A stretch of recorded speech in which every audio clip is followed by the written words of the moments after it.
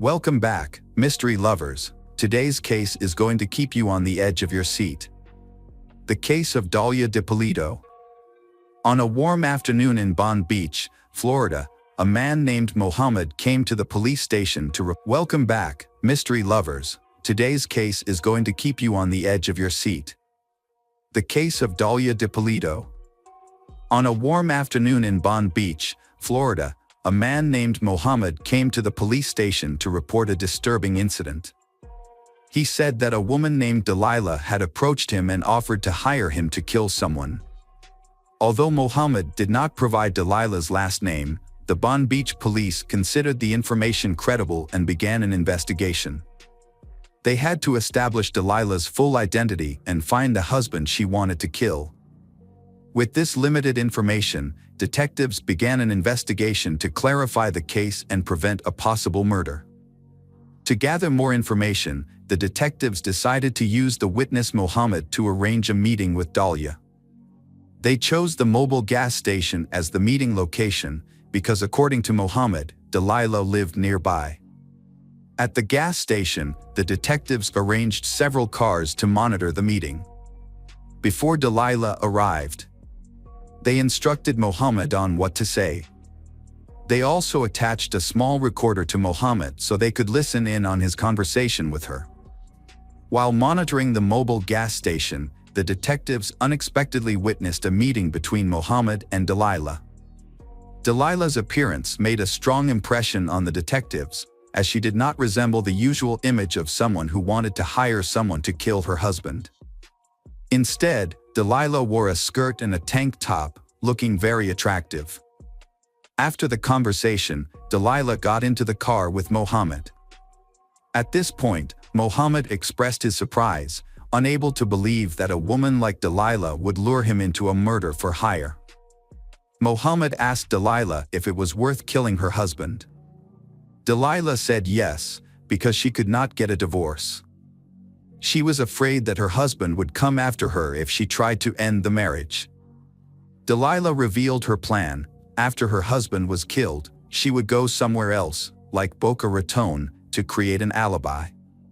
Mohamed asked if anyone would suspect Delilah after her husband's death. She replied that no one would suspect her. The detectives were listening to a conversation between Mohamed and a woman. They were shocked to hear the woman calmly discussing hiring a hitman to kill her husband. This made the detectives shiver. As the conversation continued, Mohamed made specific moves on the woman. She showed Mohamed pictures of her husband so he could identify the target. The detectives were shocked by Delia's nonchalance about the consequences of her actions. She spoke so calmly that it sounded like she was discussing a normal business transaction, not planning a murder. However, detectives realized that they needed to gather more evidence to strengthen the case. She suggested to Mohamed that she would withdraw $1,000 in cash and pay him later.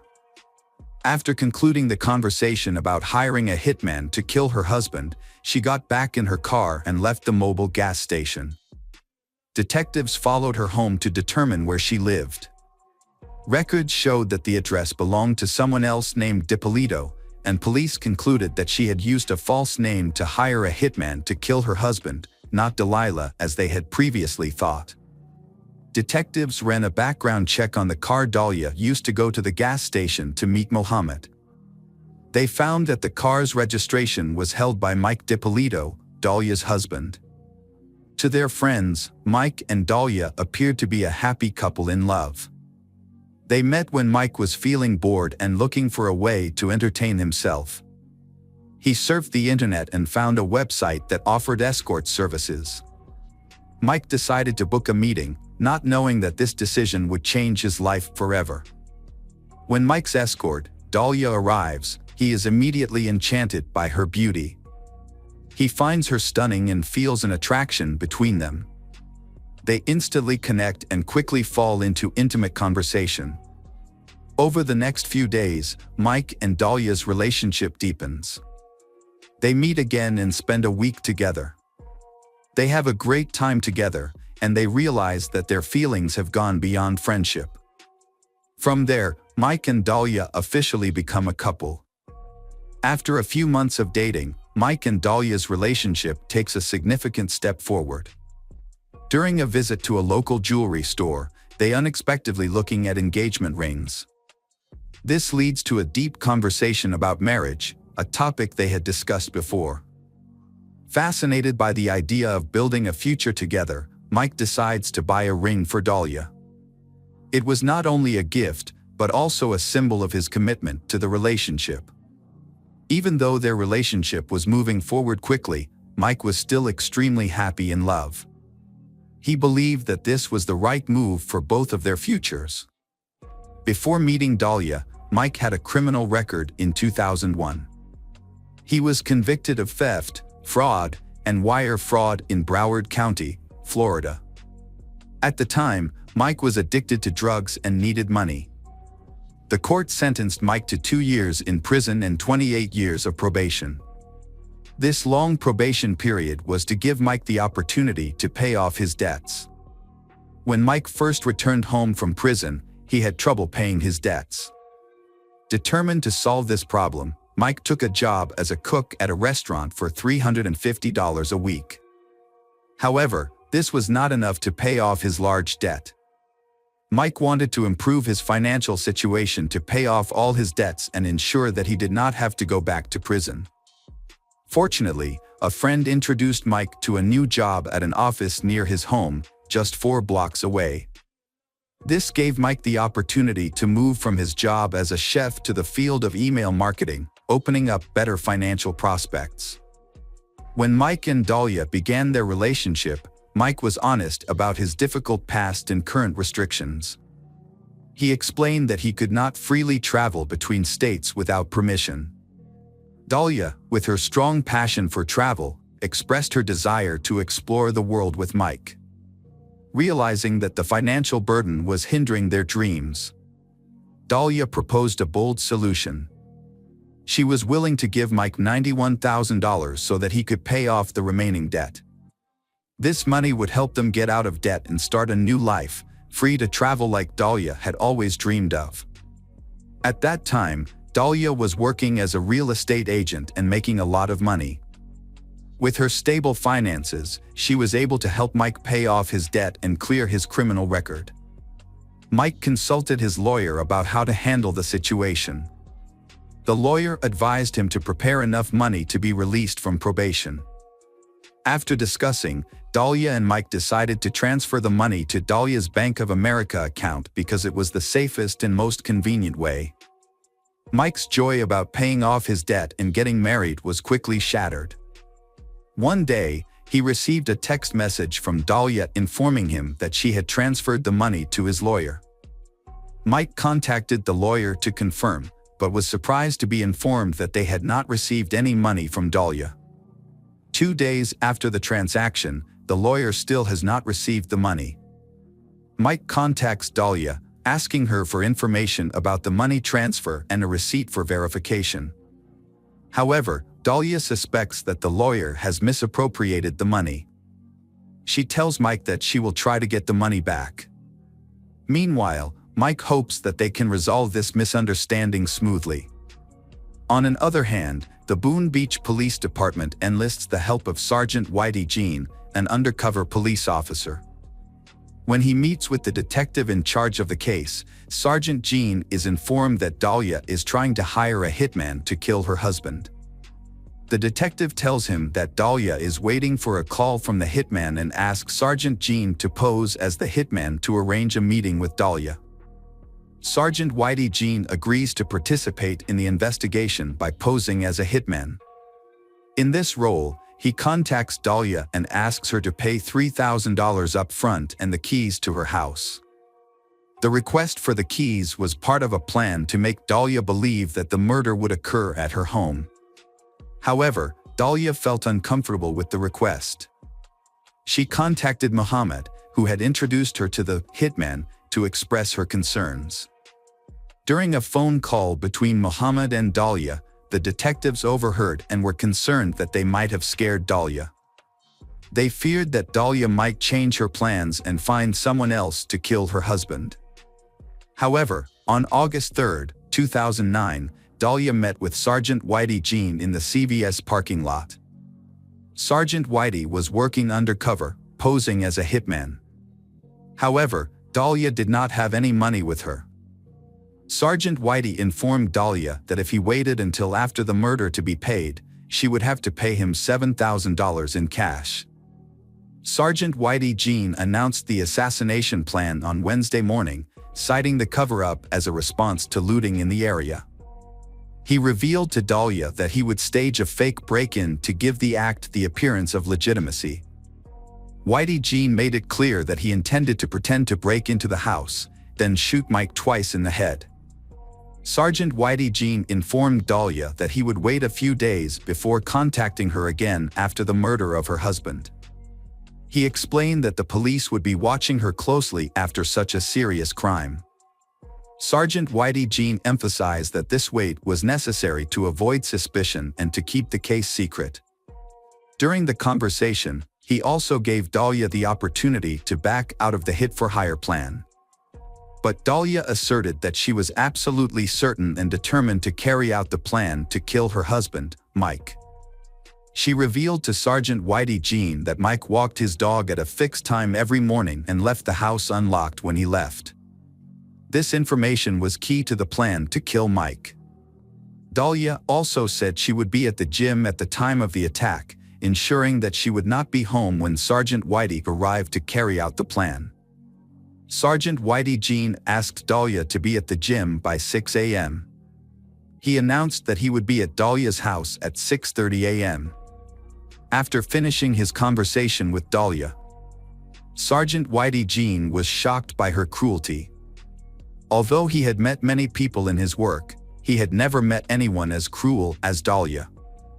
The detective thought that creating a fake crime scene at Dalia and Mike's house was important to see Dalia's reaction. On the day of the attack, around 5:30 a.m., Dalia told Mike that she was going to work out. Mike agreed but found it strange because Dalia had never worked out so early. However, he did not think much of it and continued with his normal morning routine. The detective followed and confirmed that Dalia had gone to the gym. This provided the evidence the detective needed to continue with his plan. However, before he could proceed with setting things up at Mike and Dalia's house, the detective needed to inform Mike of the current situation. About 30 minutes after Dalia left the house to go to the gym, there was a loud knock on the door. Mike rushed to open the door and was surprised to see a group of police officers standing in front of the house. He was shocked and confused and asked what was going on. A detective walked in and told Mike some shocking news. His wife had hired a hitman to kill him. However, the hitman was actually an undercover cop assigned to expose Dalia's plot. The detective further explained that the whole situation was an elaborate plan set up to catch Dalia in the act of hiring a hitman to kill her husband. Mike was shocked when the police came to his house and informed him that his wife, Dalia, had hired a hitman to kill him. After calming down, the detectives emphasized the urgency of the situation and asked him to leave the house immediately. They quickly took Mike to the police station for safety. The detectives created a fake crime scene at Mike and Dalia's house. They put up police tape and turned on the police car lights to make it look like a real crime scene. After they were ready, a detective called Dalia and told her that the police were at her house and needed to talk to her about a matter involving her husband. The detective asked Dalia to come home and answer some questions. After speaking with the detective, Dalia returned home and was shocked to find that her house had become a crime scene. Police tape surrounded the house and police cars were parked everywhere. When Dalia asked the detective about the situation, she was informed that the police had received a report of a murder at her house, accompanied by gunshots.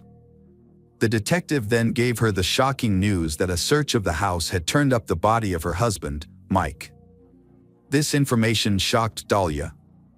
She burst into tears as soon as she heard the news of her husband's death. However, the detective, who was experienced in announcing the death, noticed that Dalia's reaction was unusual. Although she appears to be crying, the detective does not see any tears on her face at the police station. The detective begins the investigation by asking Dalia about the people who may have been involved in her husband's death. The detective's goal is to get Dalia to admit that she hired someone to kill her husband. The detective tells Dalia that her husband was shot twice in the head and died. Dalia is confident that Mike will not open the door to strangers. She explains that Mike is currently on probation for securities fraud and is trying to complete his probation. However, this is difficult because the community is not supportive of Mike's upcoming release due to the amount of debt he owes. Despite this, Dalia insists that their marriage is stable. During the investigation of Mike's husband's murder, the police interrogate her. Mike watches the interrogation from another room. The detective informs Dalia that they have the facts of the case and will begin investigating. They then led Sergeant Whitey Jean into the room, handcuffed, and asked Dalia if she knew him or had met him before. Dalia firmly denied any connection to Sergeant Whitey Jean. After the police escorted Sergeant Whitey Jean out of the room, the detective informed Dalia that she was under arrest for attempted murder. The detective further explained that the man Dalia had hired to kill her husband was actually an undercover police officer. As a result, Dalia was arrested for her crime. While Dalia was in custody, the police allowed Mike, Dalia's husband and the victim of the attempted murder, to see her. When Dalia saw Mike, she tried to call him back, but Mike refused, saying that he could not help her in this situation. In fact, Mike wanted Dalia to admit to plotting to kill him, but she still firmly denied her actions. On April 26, 2011, Dalia Dippolito's trial was held in Palm Beach County District Court. Dalia was charged with conspiring to hire someone to kill her husband, Mike. During the trial, Mike testified against his wife. He testified for 3 consecutive days. Dalia's defense attorney argued that the plan to kill Mike was just a publicity stunt for a reality television show. They claimed that Mike had agreed to participate and helped orchestrate the plot. However, Mike denied all things. He claimed that he had no knowledge of or involvement in any such plan. Mike stated that he had no interest in participating in a reality television show and would never waste money or put himself in danger for that purpose. After closing arguments, the jury deliberated for hours and ultimately found Dalia guilty of solicitation of first-degree murder with a firearm. When the verdict was announced, Mike had mixed feelings. He was relieved that Dalia was serving a 20-year prison sentence, a fair sentence for her serious crime. At the same time, he was relieved that he could finally move on with his life, knowing that justice had been served. After Dalia was convicted of solicitation of first-degree murder with a firearm, her lawyers appealed. They argued that the jury's verdict had been influenced by an unofficial tip. Specifically, a juror had commented that Dalia had tried to poison Mike's Starbucks drink. However, this information was never introduced into evidence at trial. By law, juries are only allowed to evaluate evidence that is formally presented in court. As a result, the Court of Appeals overturned Dalia's conviction and decided that she was entitled to a new trial. Mike was surprised to learn that there would be a second trial for Dalia, even though she had been convicted of conspiring to kill him. In December 2016, the state held a second trial, believing that they had enough evidence to prove that Dalia had incited her husband to kill her. However, the outcome was not as expected when the jury could not reach a consensus. Ultimately, the judge decided to hold a new trial. Dalia faced a third trial in June 2017. After the trial, it took the jury just 90 minutes to reach a final verdict. They found Dalia guilty and sentenced her to 16 years in prison. In September 2019, Dalia Dippolito asked the Florida Supreme Court to review her 2017 conviction. However, the court denied the request without comment. After Dalia was convicted, her defense team attempted to take the case to the U.S. Supreme Court for review. However, In February 2020, the court declined to take it. Despite this, Dalia Dippolito's attorneys told the press that they were undeterred and were still determined to overturn the conviction. They revealed plans to petition a federal judge for a third review of Dalia's trial on constitutional grounds. The attorney said this was Dalia's last chance to secure a new trial. Despite serving her sentence, Dalia was respected in prison for her strong faith. She organized a Bible study group in prison, which was praised by her fellow inmates. Before going to prison, Dalia had a young son who visited her regularly. The boy is now living with his grandmother until Dalia completes her sentence. According to her lawyer, the separation has been heartbreaking for Dalia because she misses her son very much. Hello friends, welcome to our channel. Today we're going to take a look at another horrible case with you. The case of Sean Eckerd. Donna and Samuel Eckerd, who came from a long line of family relationships, tied the knot. Between them, they had 6 grown children from previous marriages. After facing numerous challenges in their early marriages, they found comfort and solace in each other. The couple decided to settle down in San Diego, California. They rented a spacious family home and never missed attending church services on weekends. A few years after their move, Donna gave birth to a son named Stanley, and 2 years later, Sean was born. Donna dedicated her life to raising her sons and taking care of the home. As a result, Stanley and Sean grew up in a loving and nurturing environment. They both attended a reputable local school, and every weekend, the entire family would participate in church activities without fail. The Eckerd family was a tight-knit one, with the adult children regularly keeping in touch and gathering together for family holidays, despite being scattered across the continent. Sean was a sociable and lively individual, boasting a charismatic personality that effortlessly drew people to him. He was an attentive listener and had a talent for empathy, making it easy for him to form friendships. In contrast, Stanley was more introverted and cautious around new people and experiences, which made socializing a bit more challenging for him. Despite their differing personalities and age gap, the brothers shared a common circle of friends and classmates. Unwaveringly loyal, they looked out for each other, often acting as one unit. As they grew up, they developed into well-mannered and academically successful young men. Their bond was built on trust and mutual respect, with their parents valuing respect above all else. Good-natured teasing between the brothers was commonplace, but always done in a light-hearted and humorous spirit. Donna and Samuel raised their children, instilling in them faith in God and guiding them according to God's laws. As the Eckerd brothers grew up, their lives unfolded naturally. However, their interests gradually diverged, becoming starkly different. Sean, the youngest, developed a passion for music and played in a band, while Stanley, the eldest, became fascinated with martial arts.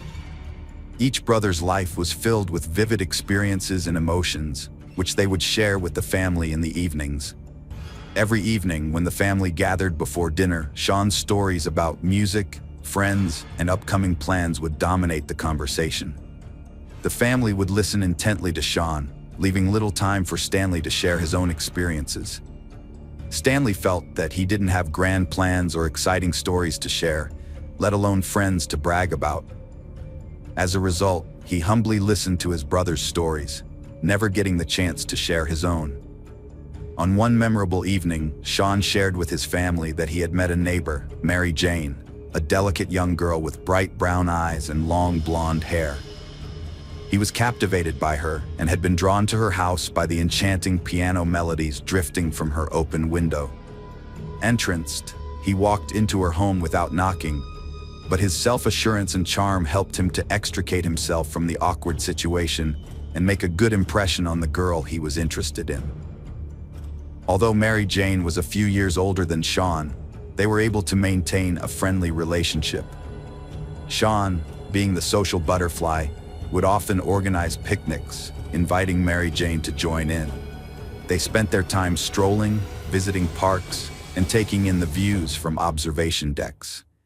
However, Their blossoming adolescent romance was cut short by the harsh realities of the adult world.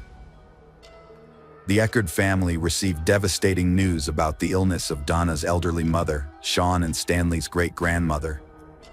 In pursuit of a better life, Sean's parents tried to consider the interests of each family member, but their decision ultimately changed the course of their lives.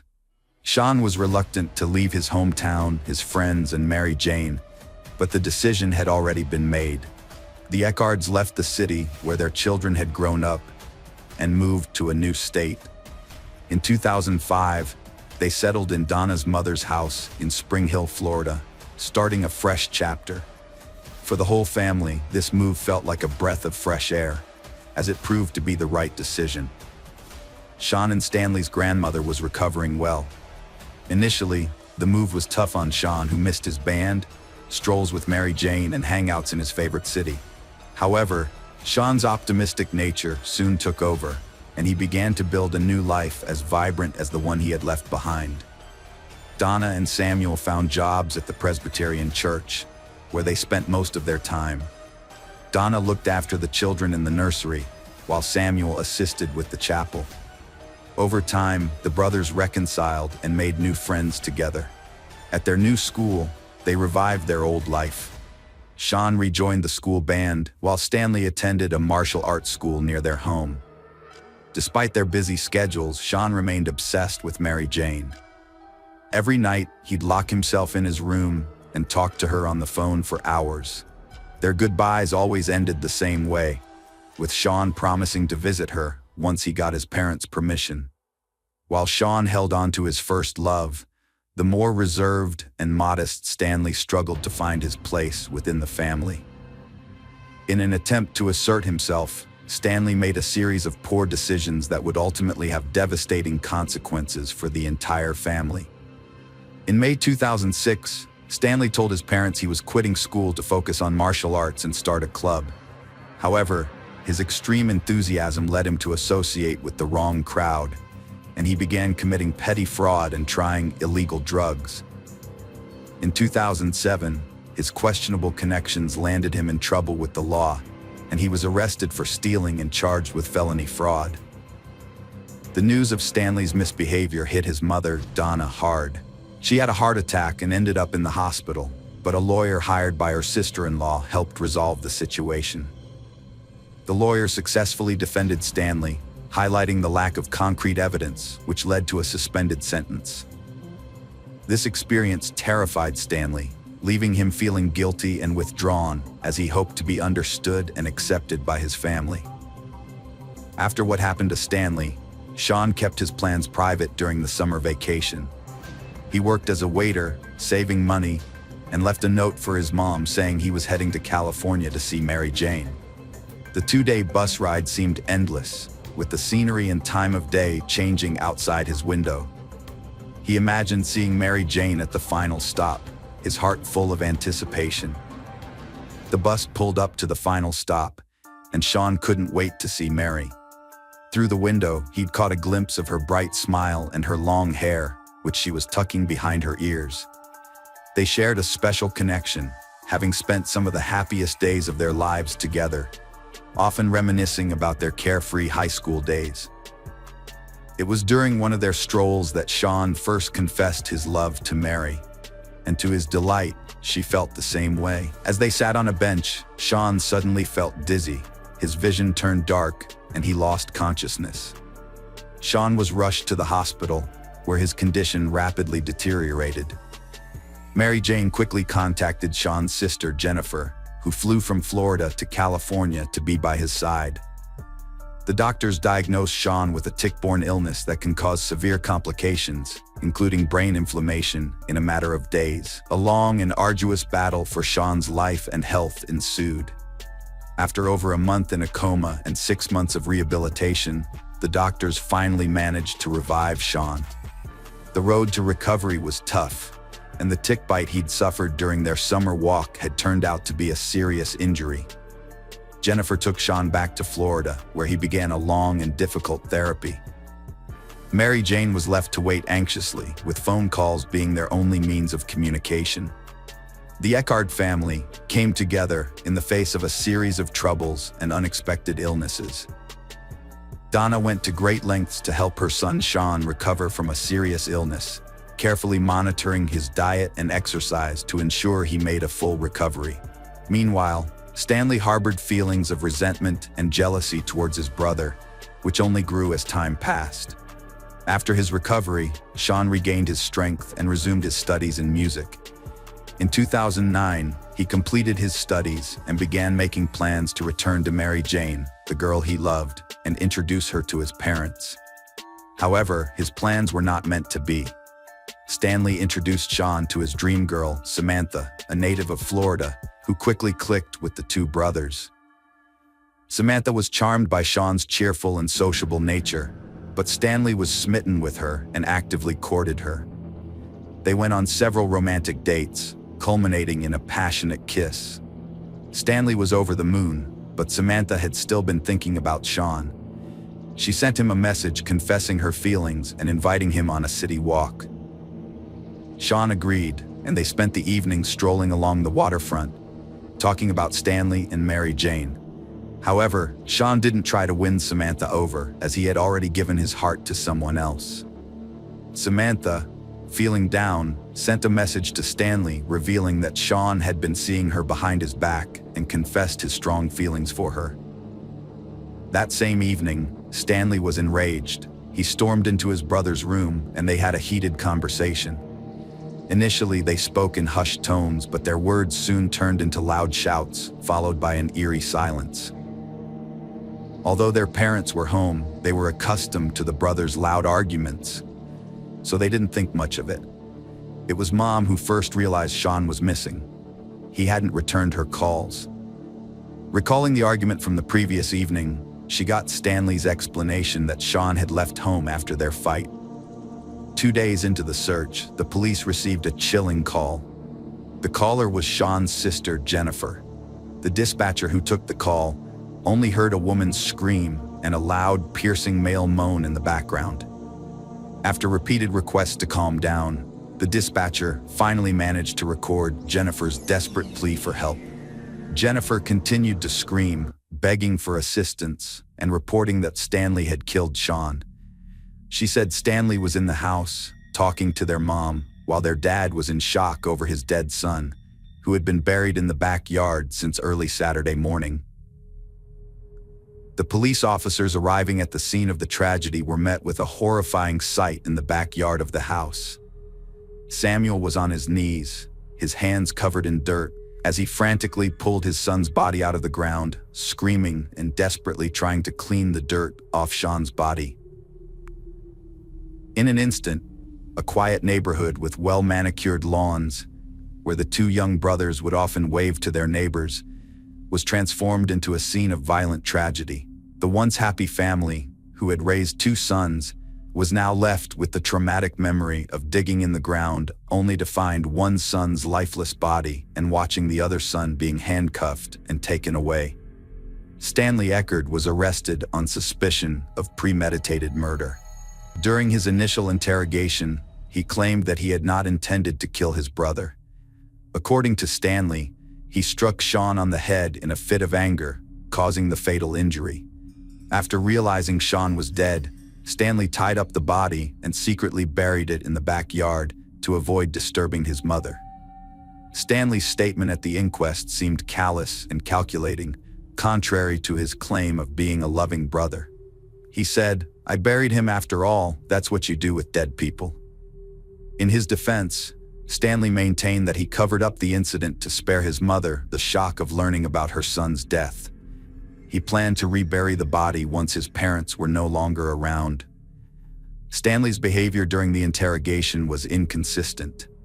At times, he broke down in tears, confessed to the crime, and expressed remorse, portraying the incident as an accident. However, he also displayed hatred towards Sean, speaking harshly and bitterly about his brother, whom he blamed for his troubles and for winning their mother's and Samantha's affections. On the same day, Stanley was arrested and charged with second-degree murder, with no chance of bail. 2 days later, Dr. Barbara Wolfe performed an autopsy on Sean's body and presented her findings to the court. Her forensic examination revealed that Sean had bruising on his neck, both under the skin and in the form of rope marks, indicating that his neck had been constricted to make breathing difficult. The autopsy concluded that Sean's death was caused by a head injury and asphyxiation. Assistant State Attorney Pete Magot carefully reviewed the case. The first hearing took place on February 25, 2011, presided over by District Judge Stephen Rushing. Stanley's parents, Donna and Samuel Eckerd, sat in the second row, weeping as they watched their oldest son being led into the courtroom in handcuffs. On April 9, 2013, the trial of Stanley Eckerd began in Hernando Court, presided over by District Judge Anthony Taddy. The defense team, led by attorney Alan Hunter, faced prosecutor Pete in the prosecution. The prosecution's main objective was to convince the jury that Stanley had carefully planned the crime, whereas the defense argued that the tragedy resulted from a spontaneous fight. In his closing statement, Alan Hunter appealed to the jury to consider Stanley's attempt to cover up the crime, allegedly driven by good intentions. Stanley Eckerd was charged with first-degree premeditated murder, which carried a mandatory life sentence if convicted. The verdict would determine his fate, with sentencing scheduled for May 13th. Alternatively, if convicted of second-degree murder, Stanley faced up to life in prison. Throughout the trial, Stanley maintained that he never intended to kill his brother 3 years prior, before burying him in the front yard of their house. Prior to the trial, Eckerd had rejected a plea deal from prosecutors, which offered to limit his prison sentence to 20 years in exchange for pleading guilty to second-degree murder. As the clerk read the verdict, Stanley remained stone-faced, his fate now in the hands of District Judge Anthony Taddy, who had presided over the 5-day trial. Samuel and Donna, the parents of the accused, wept quietly as the jury left the courtroom. Samuel's sobs soon turned to screams as numerous relatives gathered around him and his wife, Donna. The jury had found Eckerd guilty of second-degree murder, but didn't completely absolve him of guilt, as they believed that he didn't plan to kill 19-year-old Sean. The jury, consisting of 9 women and 3 men, reached this verdict after deliberating for approximately 2.5 hours. The Eckerd family maintained that they believed Stanley's account of the events that unfolded in the early morning hours of June 19, 2010. They also criticized the state attorney's office for filing charges against Eckerd. Later that day, Samuel Eckerd praised Chief Assistant Public Defender Alan Lanter for doing an excellent job. The family, however, questioned the appropriateness of the sentence and subsequently filed an appeal to overturn the verdict, which was denied. Samuel Eckerd expressed his surprise at the jury's verdict, stating that he couldn't understand how the jury reached a verdict of second-degree murder in about 2 hours. He added that despite that, their faith was not shaken. One undisputed fact that emerged during the trial was that after his brother's death, Stanley pulled his body out of Sean's bedroom window and buried it in a shallow grave in the backyard of the family's Spring Hill home. It was Samuel Eckerd who discovered Sean's body 2 days later. Pete Magot showed the jury photos of Sean's body in a hole, highlighting the gruesome reality. He emphasized Stanley's inconsistent testimony, changing his story 6 times when questioned about his brother's death.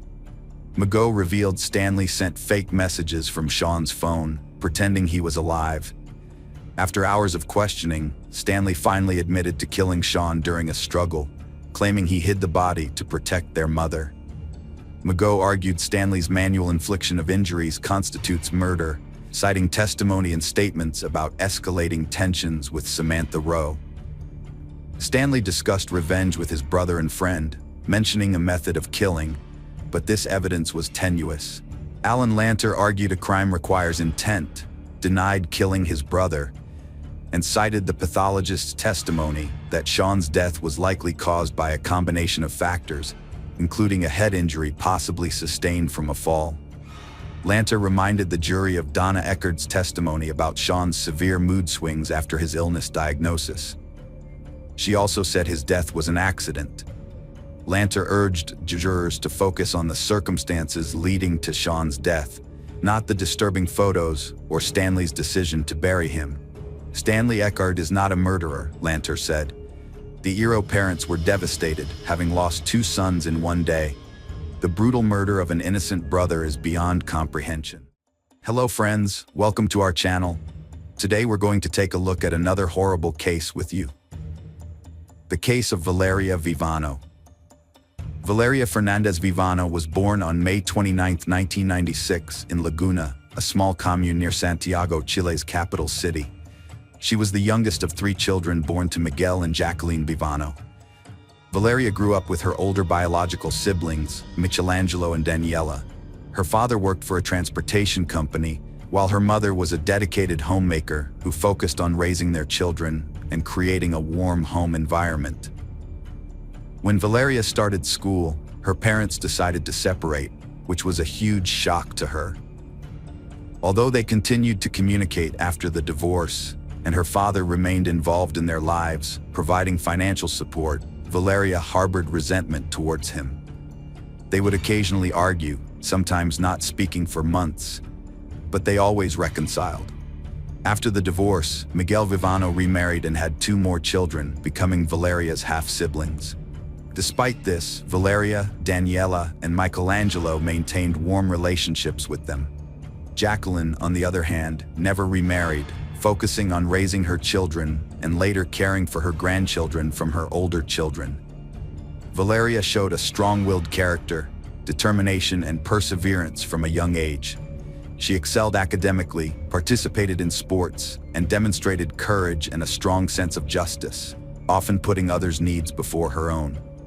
Valeria's desire to help those around her, protect the vulnerable, and fight for justice likely inspired her to pursue a career in law enforcement. After graduating from high school, Valeria enrolled in the police academy in Santiago, where she graduated with honors in 2016 at the age of 20. The following year, she joined the Chilean police force and began working in the capital's serious crimes unit.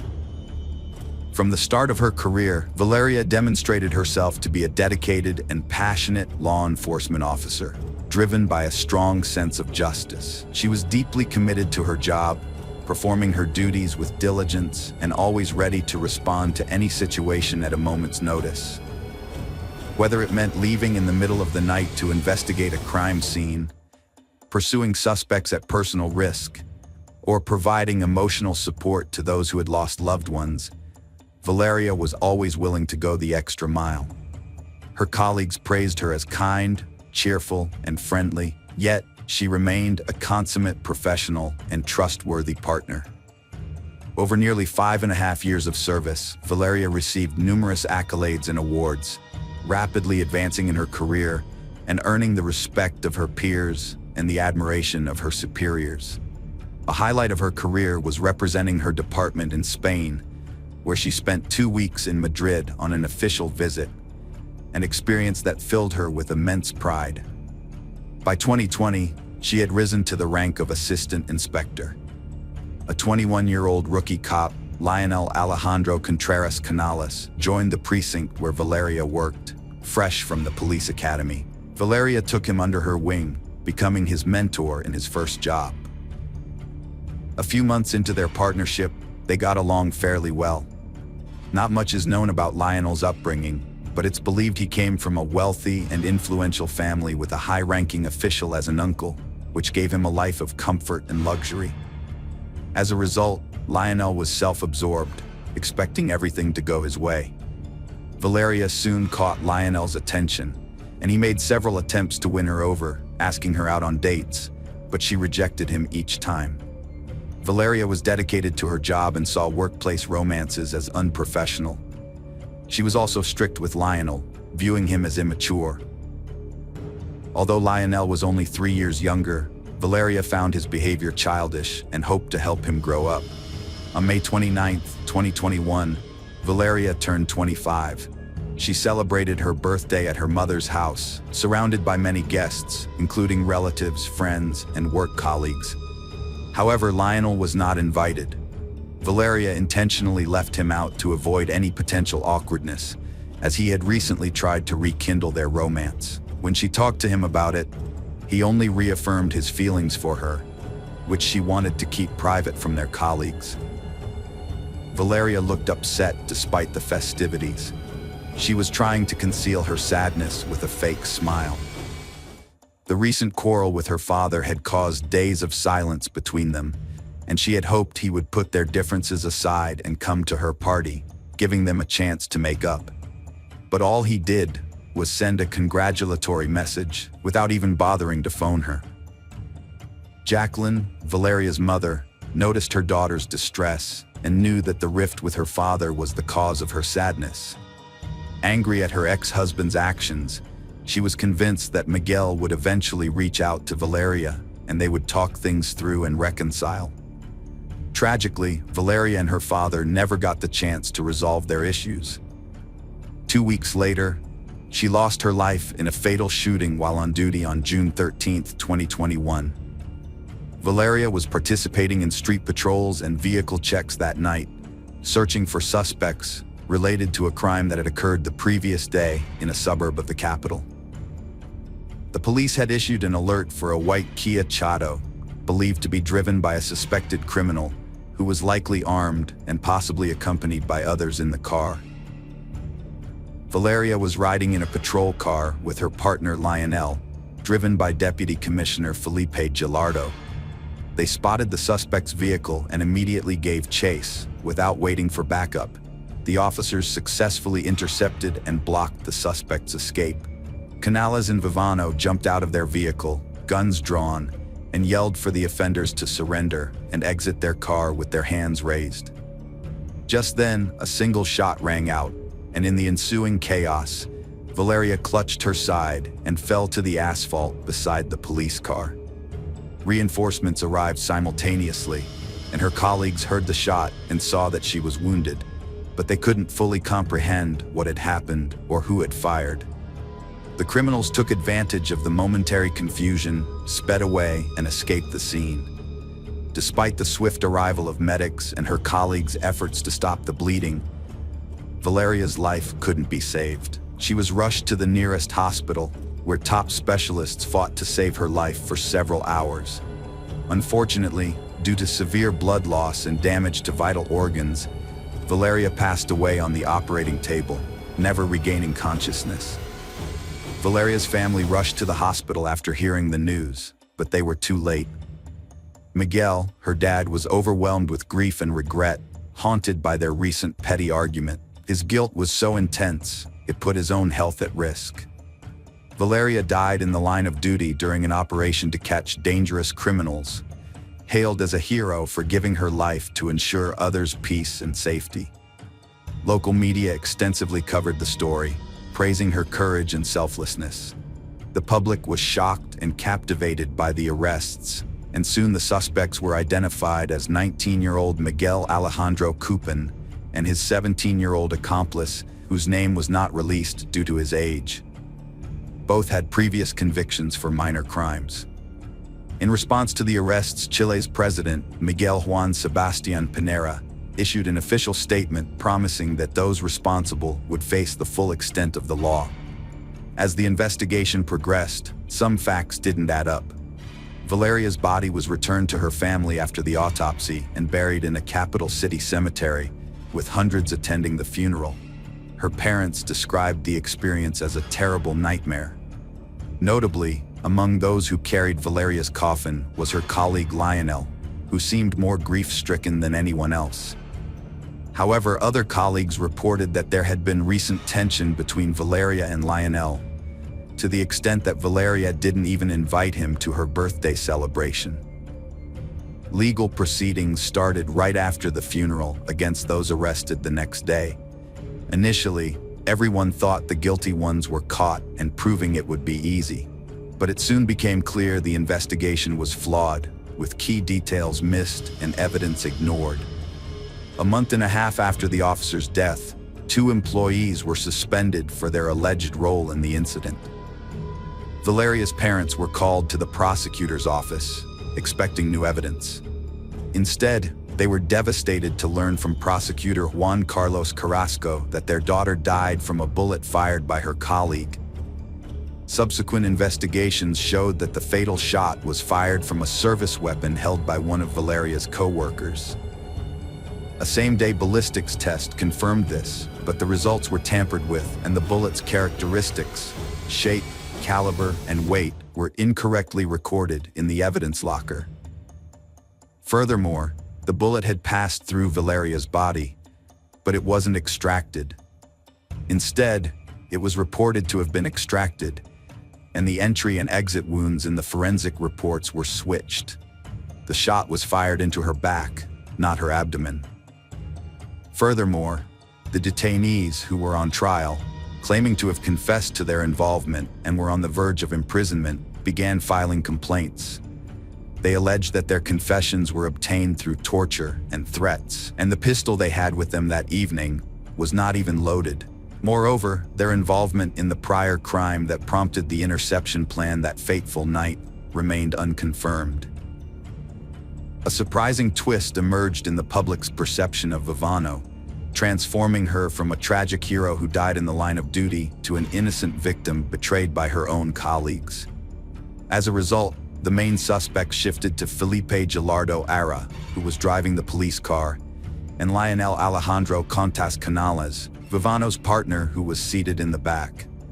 Both were immediately suspended from duty. On August 5th, it was discovered that the fatal bullet came from a police-issued weapon. A document surfaced showing examination results that implicated Lionel as the prime suspect, as he was the only one with gunshot residue on his hands, a crucial finding that had been mysteriously left out of previous reports.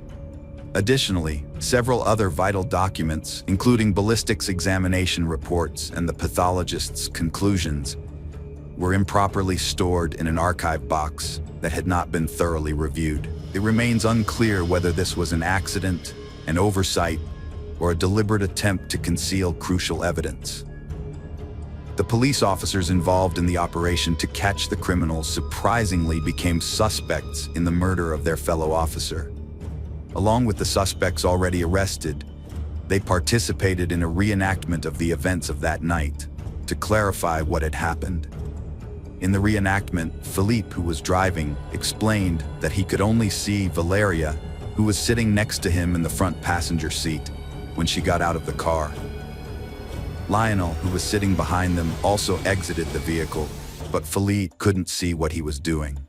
According to Philippe, Valeria took just a few steps before a shot was fired, causing her to fall to the ground. At that point, Lionel rushed to help the injured woman and provide first aid to try to save her life. Lionel gave a different account of what happened, saying that he and his partner Valeria got out of the patrol car at almost the same time, but she rushed forward immediately after the shot was fired.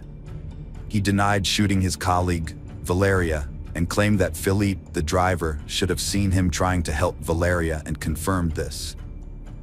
According to Lionel, he was the first to assist Valeria and tried to stop her bleeding to prevent her from dying. The investigation managed to reconstruct the events, despite inconsistencies in the witnesses' statements. They found that Canales was behind his partner when the shot was fired, which corresponded with the bullet's trajectory. Furthermore, he was the only one with traces of gunshot residue on his hands. Lionel was arrested as prime suspect after secret reports and test results were released, while other detainees were freed on condition they stay local, lacking evidence to implicate them. But the officers' motives remained unclear. The prevailing theory is that a tragic accident occurred when an inexperienced young officer unintentionally fired his weapon while standing behind his partner. In a state of panic, he attempted to assist her. Later, when submitting his service weapon, he falsely claimed not to have fired it. However, the truth eventually came to light, exposing that influential relatives of the young officer exploited their power, wealth, and connections to conceal the incident, leading to fabricated reports, missing documents, contradictory evidence, and coerced testimony from detained individuals. Despite Canales' arrest, suspicions about Felipe's involvement persisted. Philippe was also armed with the same service weapons, was present at the scene, and could have accidentally fired the fatal shot. Additionally, Philippe had a history of using his weapon unjustifiably during an arrest, although no one was harmed on that occasion. The defense team, hired by Lionel's relatives, presented a theory that Philippe might have accidentally shot his colleague due to the identical service weapons, which could have been mixed up or intentionally swapped. Philippe's own testimony was inconsistent, and he claimed he couldn't accurately describe the events that took place. Despite this, the lack of gunpowder residue on the driver's hands suggested his innocence. Philippe's explanation that the residue came from when he was compressing the victim's wound was not believable, given that Valeria's blood stains remained on his hands. The investigation was widely criticized, and the victim's parents were left feeling desperate, leading to public outrage and a loss of trust in law enforcement. Following further investigation, Lionel remained the sole suspect. Lionel was ultimately found guilty of manslaughter and sentenced to 12 years in prison. However, in a surprise move, the Supreme Court later overturned the sentence, reducing his imprisonment to just 540 days. Valeria's family is now planning to sue the Chilean state, accusing the judges of corruption. Hello friends, welcome to our channel. Today we're going to take a look at another horrible case with you. The case of Kelly Clayton. Kelly Clayton, also known as Kelly Stage Clayton, resides in Cotton, New York. Kelly Clayton had a promising life ahead of her. In high school, she was an exemplary student, excelling academically and serving as a role model for her peers. Her academic achievements were impressive, and she passed exams with ease. Despite her academic focus, Kelly's appearance was often described as model-like, and she could have pursued a career in modeling if she had chosen to do so. Following high school, Kelly enrolled in a teacher training university to become a chemistry teacher, which brought immense pride to her parents. However, after a few years, Kelly suddenly lost interest in her studies. It is unclear what triggered this change, but she eventually withdrew from the university and informed her parents that she no longer wanted to pursue a teaching career. Kelly felt that she was too young to be confined to a life of grading notebooks and managing classrooms. Instead, she expressed a desire to travel and experience life to the fullest. Her parents were disappointed and upset by her decision, leading to a 6-month estrangement from their daughter. Kelly's life took an unexpected turn when she met Tom Clayton at a party hosted by mutual friends. Tom was immediately smitten with Kelly and began showering her with attention. His athletic physique and attractive appearance made him a standout, which wasn't surprising given his successful hockey career. As a semi-professional player for the Jackal team, Tom was known for his strength and aggression on the ice. However, he realized his hockey career would eventually end due to physical limitations. Tom would have to retire and enjoy the game from the sidelines, either by attending live matches or watching his favorite team on television. They continued with their lives, starting by returning to New York to get married. They then moved to North Carolina and eventually settled in the small town of Cato, which had only a few thousand residents. Tom started a franchise that specialized in rebuilding houses damaged by fires or disasters. He also worked for a friend's company in a related field. Kelly, on the other hand, had dropped out of university and was working as a waitress. Although she changed jobs, she continued to work even after having 2 children.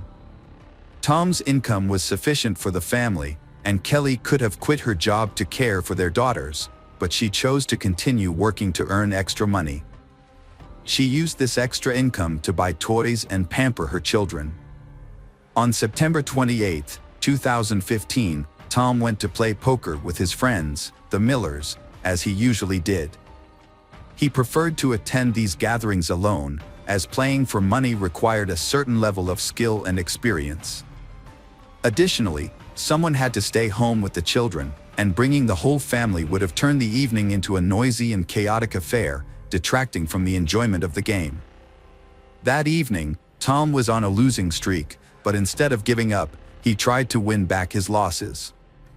He suggested that anyone who wanted to stay and play until morning was welcome to do so, but no one took him up on the offer, and he ended up going home. At home, a horrific scene unfolded before Tom's eyes. His wife lay in a pool of her own blood, severely beaten and, at first glance, appeared lifeless. Panicked, Tom frantically searched the rooms for his children. Fortunately, they were unharmed but terrified. He quickly scooped up his daughters and rushed to his neighbor Derek's house, desperate to shield them from the gruesome sight of their mother's battered body.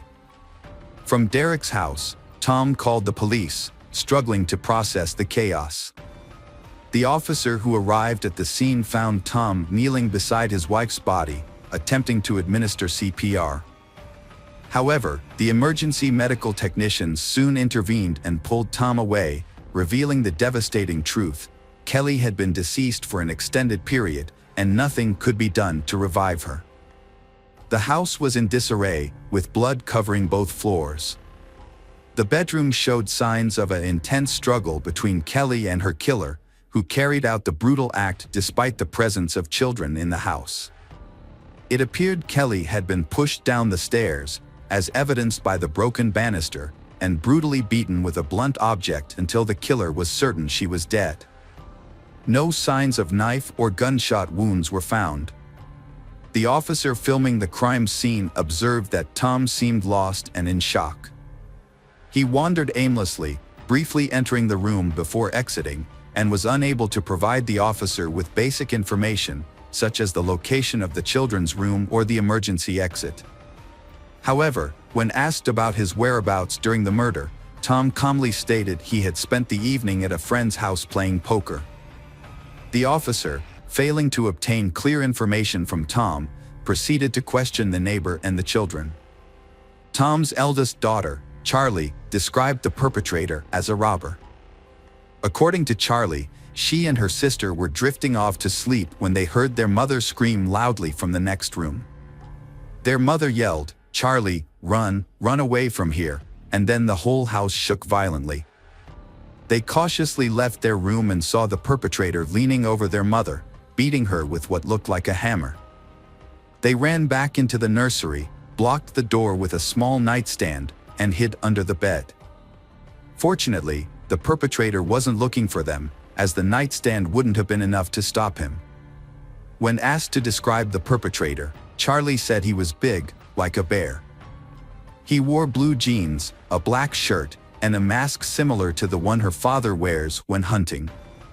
Charlie also noted that the perpetrator's eyes looked like her father's, but she didn't remember anything else, as she only caught a brief glimpse before getting scared and running away.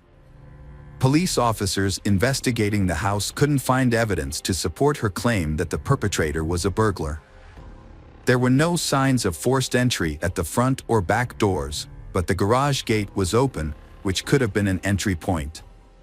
However, nothing was stolen from the house, including jewelry and cash, and the cabinets were all closed. This was unusual, as burglars typically search every area. Officers quickly suspected that Tom, was involved in the murder. They believed he was pretending to be a grieving husband and had actually killed his wife to collect insurance payments. If Kelly's life was insured, Tom could potentially receive up to $1 million. The police just needed to gather evidence to solve the case, especially since the daughter mentioned that the perpetrator's mask and eyes resembled her father's. However, the police couldn't find the hunting mask in the house. After discovering Tom's whereabouts on the night in question, the police interviewed the other poker players. One of Tom's friends was incredulous. "You think Tom is the killer? That's unbelievable. His wife was just murdered, and instead of finding the real culprit, you're focusing on him." Another friend, less emotional, chimed in, "Tom couldn't have done it. He worked 2 jobs non-stop because he loved Kelly and their kids. It's just not possible. Besides, he was with us the entire night, playing poker. Even when everyone else was tired, he wanted to keep playing. Laura, an acquaintance of Tom's, shared her concerns during a break in the game. She recalled that Tom had asked to borrow her phone, claiming he had left his in the car, which was only 10 meters away. Laura found this odd but lent him her phone anyway. Tom stepped outside to make the call, but when Laura checked her phone's call history later, there was no record of the call, suggesting that Tom had deleted it. Laura discussed this incident with her husband, who had been sitting next to Tom at the poker table. He noticed that Tom wasn't paying attention to the game, instead keeping his head down, focusing on something on the table. It turned out that Tom had his phone with him the whole time, which raised more questions. Why did Tom borrow Laura's phone if he had his own? Who was he trying to call, and why couldn't he use his own phone? After Laura's testimony, the police re-questioned Charlie, Tom's daughter, and she reiterated that the robber resembled her father. The next testimony came from the niece of Kelly. She explained that she hadn't told her Aunt Kelly about Tom's true nature because she didn't want to upset Kelly. Aunt Kelly adored Tom. The niece felt her truth wasn't needed, implying that it wouldn't change anything. The niece saw Tom as a person with two sides. On the surface, he appeared caring and attentive, often showering Aunt Kelly with attention and gifts, and even helping with childcare, which is more than many fathers do. However, his behavior at work revealed a completely different personality. Recognizing her niece's concerns about being young and alone, Aunt Kelly had set up a job for her with Tom the previous summer. During her employment, the niece handled tasks such as correspondence, registration, and managing documents. At first, her interactions with Tom were strictly professional, mainly because she didn't know him well before working for him. One day, Tom got drunk and came to the office, revealing to the niece that his family life was a facade. He confessed to loving his daughters, but not his wife, Aunt Kelly. He had been unfaithful, having multiple affairs during their marriage, and considered leaving her but stayed due to financial concerns. It was later also confirmed by female participants of a poker game that Tom was indeed unfaithful, having relationships with two women present at the game. Additionally, Kelly's 16-year-old niece shared information about Michael Beard, another employee of Tom's firm. Michael was doing repair work on houses after a fire, but there were frequent reports of items going missing from the houses where he worked. Tom initially doubted his customers when they accused Michael Beard of theft during fire restoration jobs. However, as the complaints continued, it became clear that Michael was indeed stealing from clients. Additionally, there were allegations of Michael showing up to work intoxicated.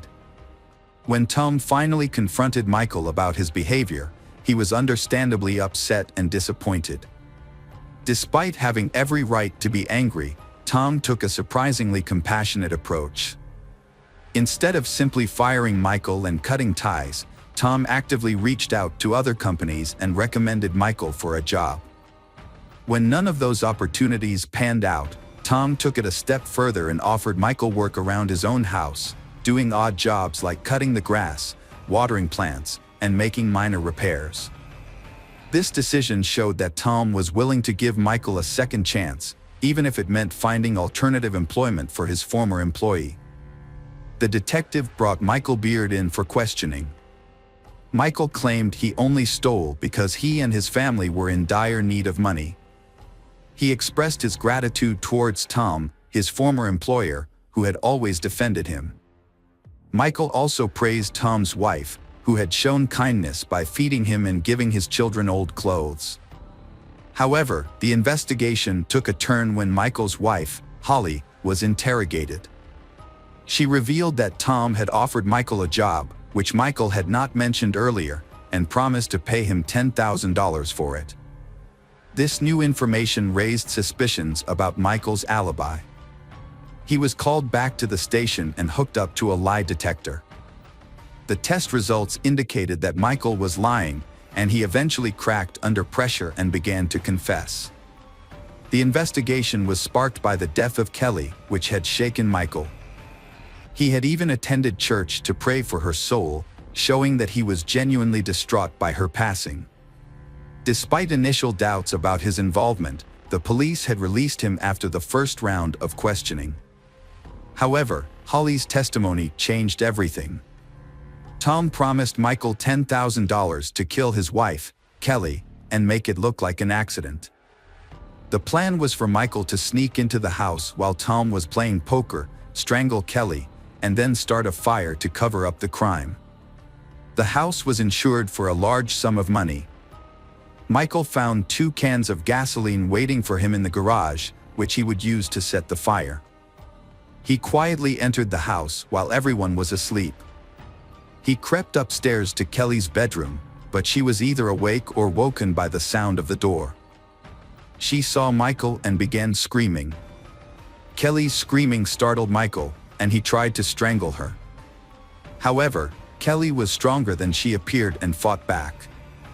A fierce struggle ensued, moving from the bedroom to the kitchen. Michael was surprised by Kelly's strength, which made the fight much more intense than he had anticipated. Michael was in a state of shock and panic, flailing his arms wildly and grabbing at Kelly's clothes, unable to focus on the fight. In contrast, Kelly was fighting for her life, accurately aiming her blows at Michael's face. If the police had arrived at Michael's location sooner, they would have seen evidence of the beating he had taken. After a prolonged struggle, Michael slammed Kelly's head into the wall with great force, knocking her to the ground. She was unable to get up for some time. Michael then produced a hammer and continued to strike Kelly's head until she showed no signs of life. Consumed by rage and panic, Michael fled the house, forgetting that Tom had instructed him not only to kill Kelly but also to set fire to the house to conceal the crime. Mark Blandford, Michael's accomplice, was just the driver. Knowing Michael from working together and staying with him, Mark had not been surprised when Michael, known for petty theft, had asked him to drive during a break-in. Mark had mentioned that he had initially wanted to decline Michael's request, but that the offer of $500 had been tempting. After some deliberation, Michael had convinced him to participate. Michael's plan had been to rob a businessman, and he had needed Mark's assistance to make a quick getaway before the police arrived. Michael had also promised to help with the car. Mark had eventually agreed, but only on the condition that he could park the car at a safe distance from the house. Michael had accepted this condition.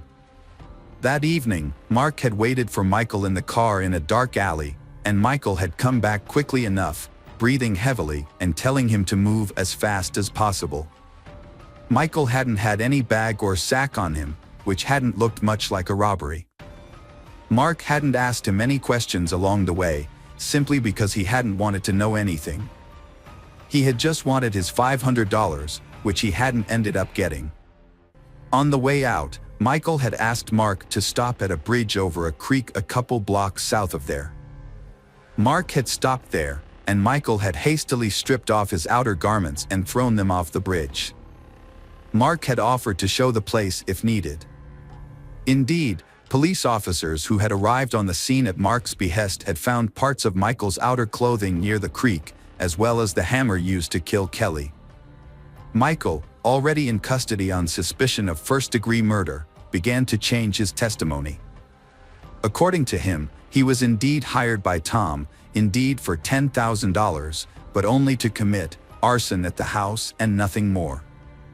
Michael spent a very long time assuring the police of his innocence, and all because he did not know that Mark had shown the place where Michael had thrown out his things, and that his clothes, as well as the murder weapon, had already been submitted for examination.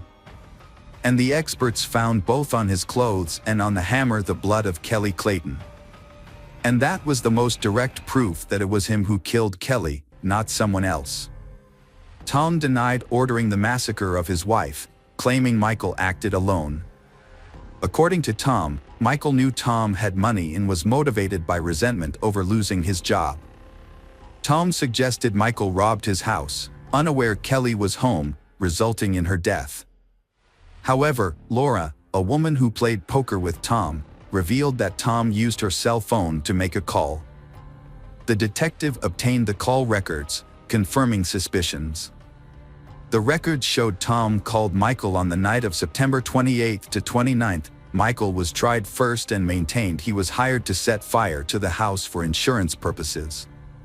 He claimed he didn't kill Kelly and the blood on his clothes came from touching her dead body. He had disposed of his belongings to avoid suspicion of being at the Claytons' house that night. His testimony seemed convincing. The jury deliberated for 7 hours before delivering a guilty verdict on all counts against Michael Beard, who now faced life imprisonment. In contrast, Tom's lawyers managed to gather records of conversations and correspondence between Tom and Michael, but none of these clearly mentioned their nefarious plan. Furthermore, the prosecution's attempts to obtain billing transcripts of Tom's movements yielded no concrete evidence. All the evidence against Tom was circumstantial. However, one key detail caught the attention of investigators. The car in which Mark had given Michael a ride was registered to Tom's company. Moreover, on the day of the incident, Tom had arrived at the office in his personal Toyota but then switched to the company's pickup truck, which was later driven to Michael's house and left there. The truck was returned to the office the day after the tragedy.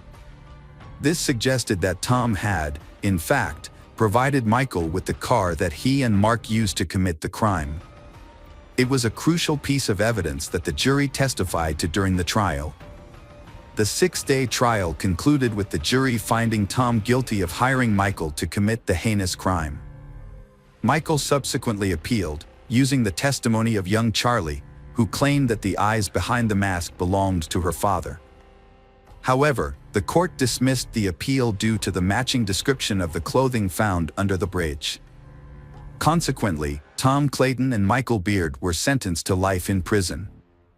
Mark received a 4-year prison sentence for manslaughter. The custody of Tom and Kelly's children was awarded to Kelly's sister, Kim. With time, Charlie has learned to cope with the tragedy. Although she occasionally remembers her mother, she refuses to discuss her father, whom she will never want to see again. Hello friends, welcome to our channel. Today we're going to take a look at another horrible case with you. The case of Lily James. Lily was born in the coastal town of Saintsue, New South Wales, Australia in May 2002. She was the first child of the close-knit James family and was especially loved by her maternal grandmother, Barbara. Growing up, Lily spent much of her time by the ocean with her younger brother Max, where she developed a passion for swimming and an active lifestyle. Her father, a water polo coach at an Anglican girls' school in Hustville, encouraged her interest in the sport. Those who knew Lily remembered her as a friendly and outgoing person who excelled in her studies and was always willing to help those in need. Her well-rounded personality made her a standout student, and she was widely respected by her peers. With her impressive talent and dedication, Lily succeeded in multiple areas, including academia, sports, and community service. She was also an accomplished performer, participating in her school's theater and dance club. Eventually, Lily's talents caught the attention of organizers from the prestigious Woodford Folk Festival, one of Australia's largest annual events, attracting over 125,000 attendees from around the world. As part of the celebrations, Lily performed a unique monologue from William Shakespeare's Macbeth. Her performance showcased her impressive skills, charisma, and stage presence, earning her a standing ovation and the jury's approval. She achieved second place in the theater category, a remarkable achievement that earned her recognition and a significant prize. In 2018, Lily achieved another milestone when she passed her beginner's driving test. Her athletic talents also flourished, particularly in water polo, a sport she began competing in professionally, following in her father's footsteps. She won the title of swimming champion in the under-17 category, a feat that delighted her parents. By her final year of school, Lily had decided to pursue a career in sports, and in 2020, she enrolled at Sydney Technological University to study sports business management. A turning point in her life. In early 2021, she started a new chapter. To break up her college routine and gain teaching experience, she took a job as a water polo coach at St. Andrew's Cathedral School. Her youthful energy, vibrant personality, and passion for sports quickly won over her colleagues, the school administration, and the students she was coaching. The students looked up to her and tried to meet her high standards. In return, she sought to understand each student's unique needs and strengths.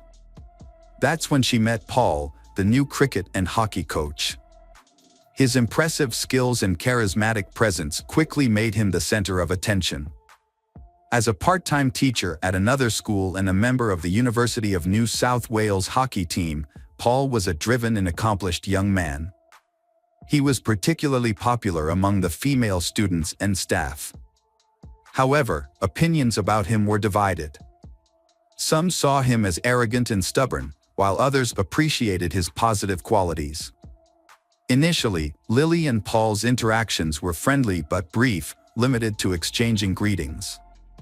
Over time, their relationship evolved into something more. Lily's friends reported that Paul asked her out on a date, and she found it difficult to say no due to his charming smile. The date had a profound impact on both of them, leading to a decision to meet again.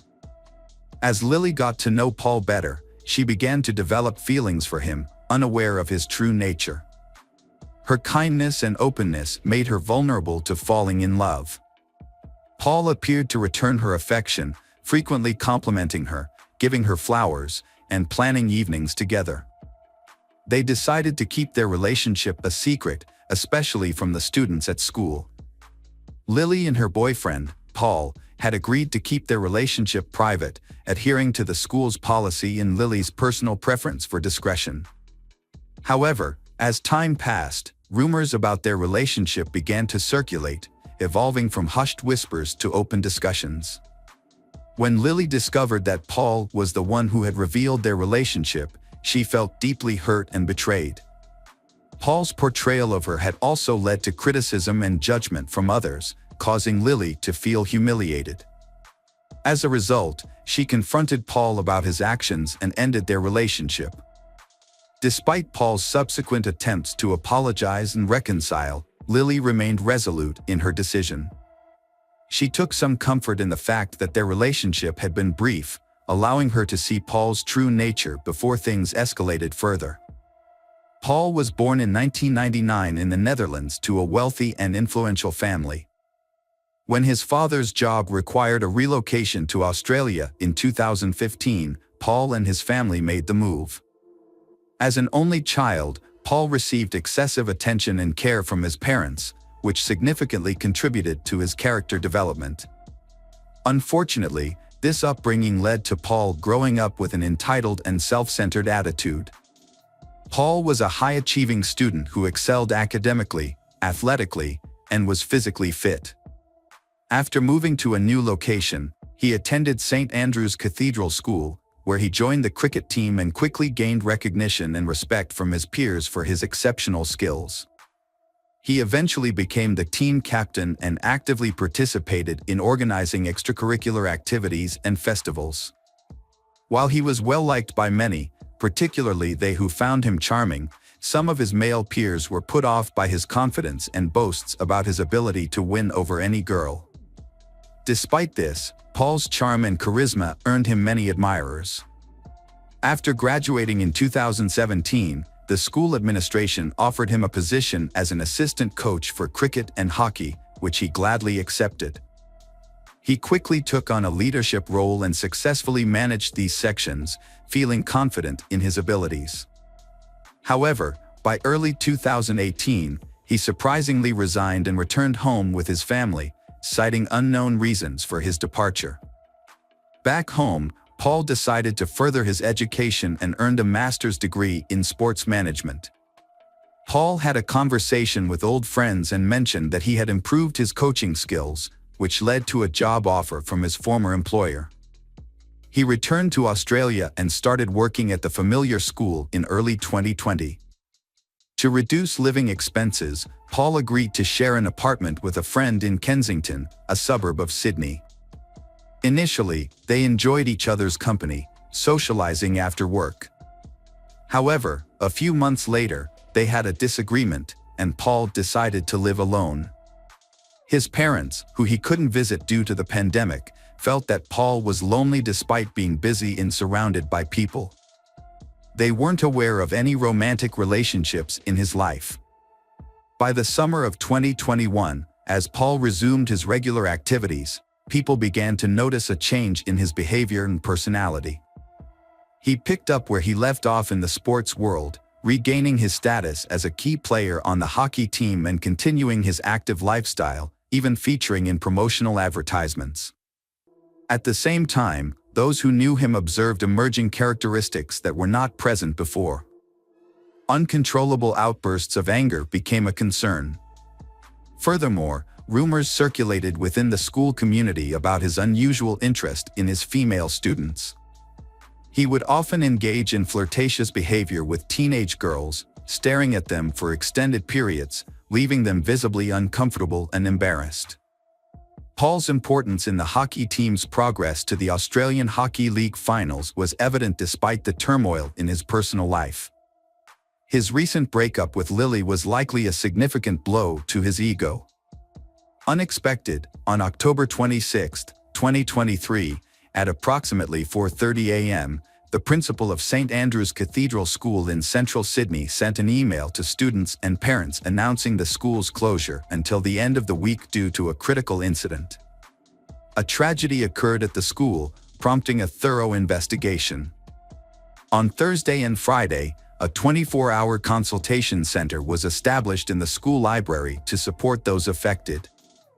Forensic teams meticulously searched the school building and surrounding area, gathering evidence. The gym was closed off, and the adjacent shower area was scheduled for demolition due to the disturbing discovery made there. The incident began to unfold when the body of a 20-year-old woman was found in the shower around midnight. She had been seen alive just hours earlier. The water polo coach had entered the shower but never emerged. Surveillance footage revealed that someone had followed her around 8 p.m., but the pursuer left the area alone, heading towards the school exit. A family member was later asked to identify the body due to severe facial damage. The victim was identified as Lily James. As the police delved deeper into the case, surveillance footage played a crucial role, and the prime suspect, a young man, was caught on camera multiple times. Investigations were launched into Paul and Lily's cell phone records, helping police track the suspect's last known location using GPS. They also sought to recover the victim's phone, hoping to uncover evidence through text messages that could shed light on the events leading up to the crime. After successfully locating the devices, the police reconstructed the sequence of events, revealing that Paul had purchased a hammer from a hardware store just days before the crime. It seemed he was consumed by anger toward the victim and had planned a confrontation.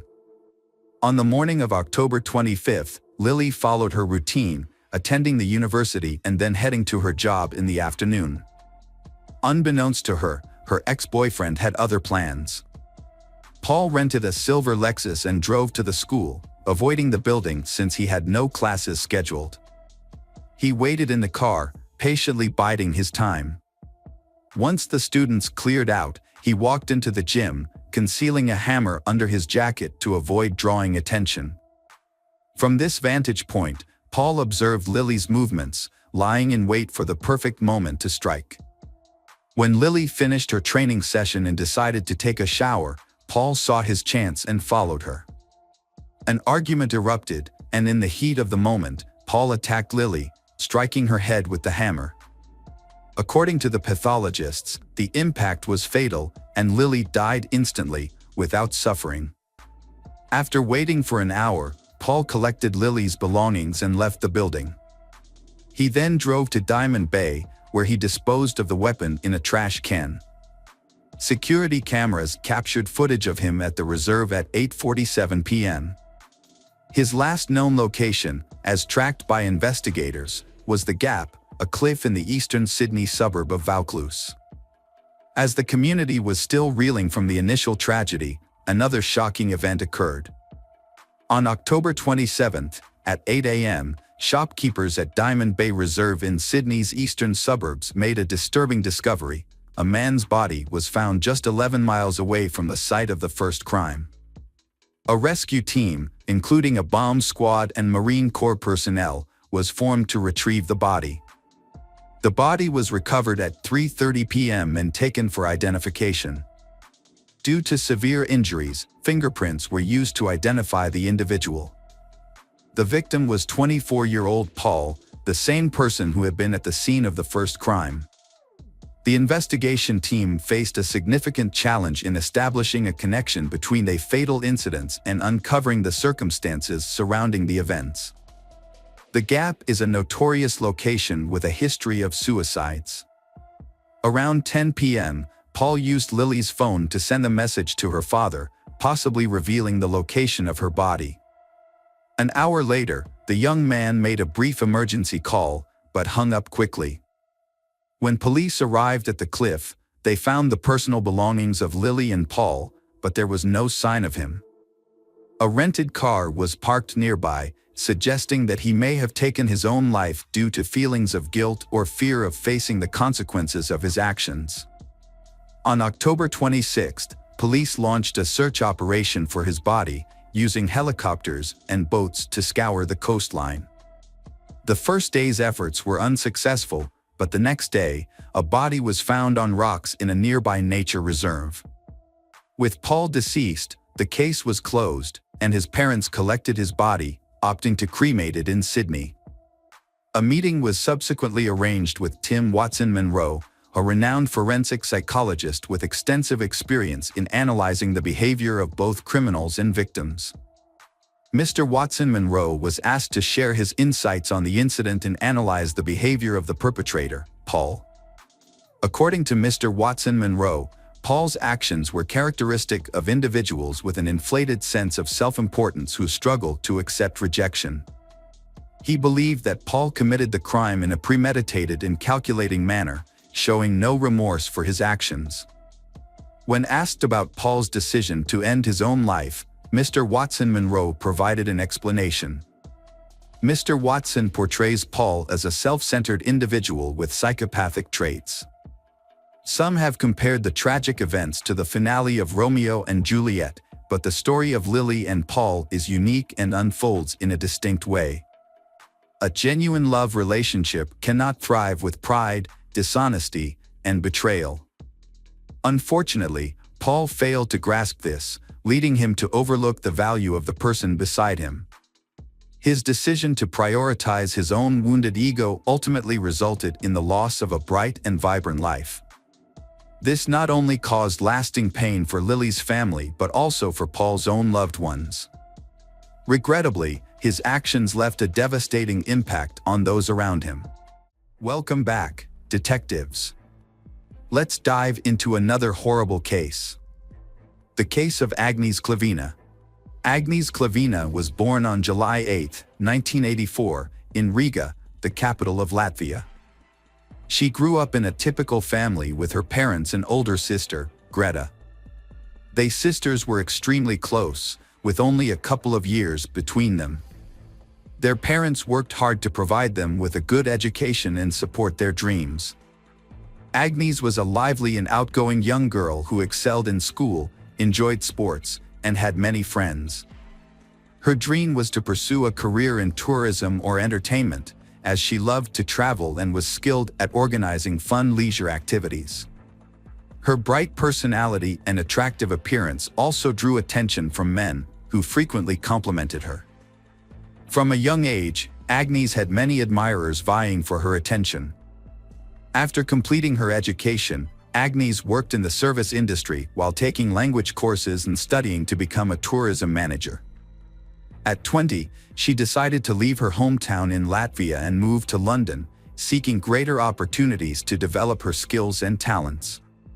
Her parents and older sister supported her decision, and soon after her move, Agnes met Michael Mills, a successful businessman 8 years her senior. He was well-educated, owned a thriving business, and had recently opened a movie theater and entertainment complex. Agnes and Michael quickly connected and started dating. He showered her with attention, gifts, and luxury travel. They made ambitious plans for their future together, and their love seemed destined to last. Agnes's friends and family remember this as her first true love. She radiated happiness beside Michael and envisioned a future as his wife. In 2014, Agnes received a 3-month contract as an administrator at a popular nightclub in Marbella, Spain. This opportunity required her to temporarily relocate, but she was eager to take on the challenge. Michael, unable to leave his life behind, supported her decision to sign the contract. For Agnes, this was a chance to gain valuable experience and potentially launch a new career path. Marbella, a renowned resort on the Mediterranean coast, attracts vacationers from around the world, particularly the wealthy. It's not uncommon to spot celebrities, athletes, and business leaders in the area. Kavina, being a sociable person, enjoyed working in such a vibrant environment. Before relocating, she visited her family in Latvia and shared the news of her 3-month employment contract. She also announced her plans to marry Michael upon her return to England. Her family was thrilled for Agnes and wished her well. In May 2014, Agnes packed lightly and moved to Spain for the season, while Michael remained in London. They stayed in touch through daily phone calls and video chats, sharing updates about their lives. Agnes was active on social media, posting daily updates, photos, and videos, which drew a large following interested in her life and work. Agnes had a vibrant and busy life, making the most of every day. After her employment contract ended, she decided to stay in Spain for a couple of months. The resort was entering its peak season, and she saw an opportunity to earn a good income. She discussed her plan with her Michael, who was supportive and promised to visit her for a few days since they hadn't seen each other in a long time. Agnes quickly landed a job as a hostess at an upscale restaurant and renewed her lease. As planned, her boyfriend, Michael, visited her in September. During his visit, they had a great time, planned their upcoming wedding, and picked a destination for their honeymoon. Michael had to return to London after less than a week, leaving Agnes to work in Spain for another month.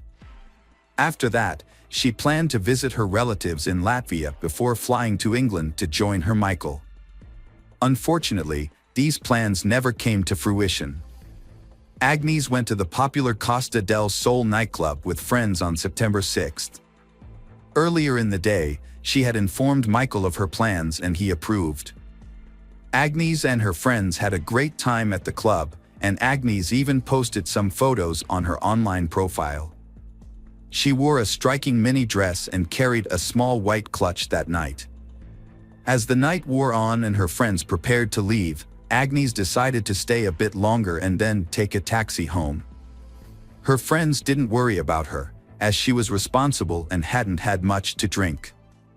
When they said their goodbyes and headed out, Agnes was chatting with a man who had bought her a drink and was trying to get her attention. After that night, Agnes disappeared without a trace. It was as if she had vanished into thin air.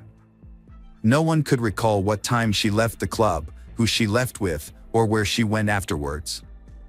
Agnes failed to show up at work the next day, and attempts to contact her were unsuccessful as her phone was turned off. Her colleagues and friends immediately raised concerns, but the police were slow to respond to the missing persons report. As the day drew to a close, a worried Michael called Agnes's mother to report that he had been unable to reach his fiancée all day, which was unusual. The following day, Agnes's parents and Michael jointly tried to contact the Spanish police to report her disappearance, but they were informed that a missing persons report could only be filed in person by a relative. Undeterred, Michael and Agnes's family booked the next available flight to Marbella. It wasn't until 5 days after Agnes's disappearance that her family was able to file a missing persons report. The investigation began with a search of Agnes's rented apartment, which appeared to be untouched, as if she had simply stepped out for a short time. Her documents, money, and expensive jewelry were still in place. The refrigerator was stocked with prepared meals, and several outfits were laid out on the bed, suggesting that Agnes had been preparing to go out, likely to the club on the night she vanished.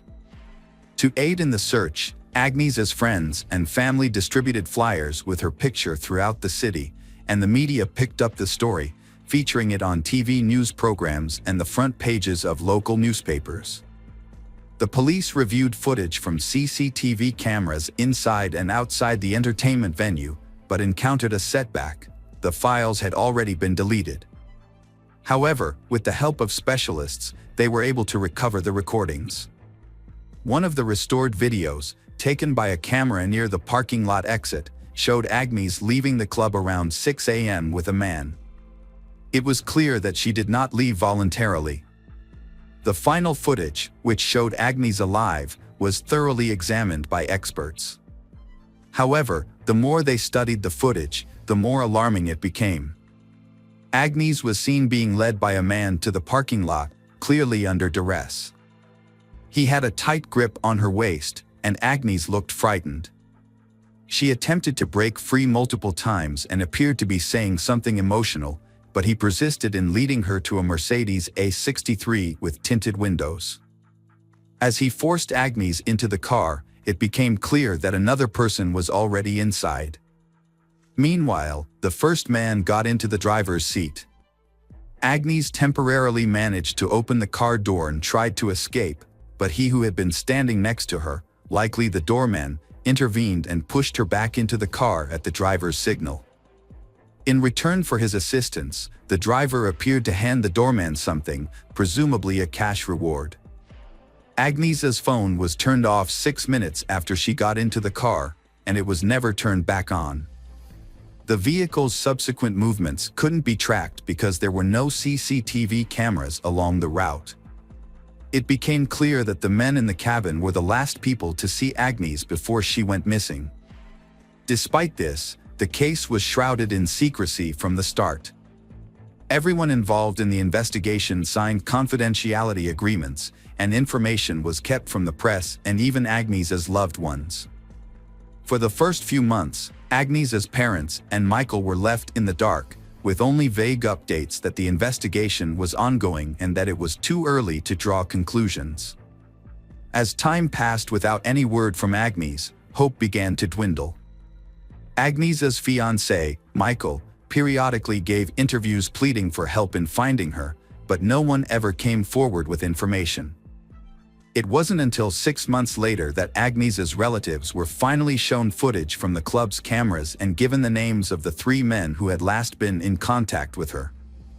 Wesley Capper, the son of a wealthy British millionaire, was identified as he who forcibly removed Agnes from a club and pushed her into a car. Wesley Capper was accompanied by his longtime friend, Craig Porter, who had no specific occupation and had previously been on the police's radar. A third man, Cyan Usman, a dark-skinned doorman, was also in the car. Under interrogation, all 3 men claimed they were innocent, stating that Agnes had voluntarily gotten into the car. According to Wesley Capper, he and a friend had met Agnes at a club and approached her to strike up a conversation. Wesley Capper claimed that Agnes was already intoxicated, but this contradicts the testimony of her friends. He also stated that Agnes had accepted a drink from him and his friend.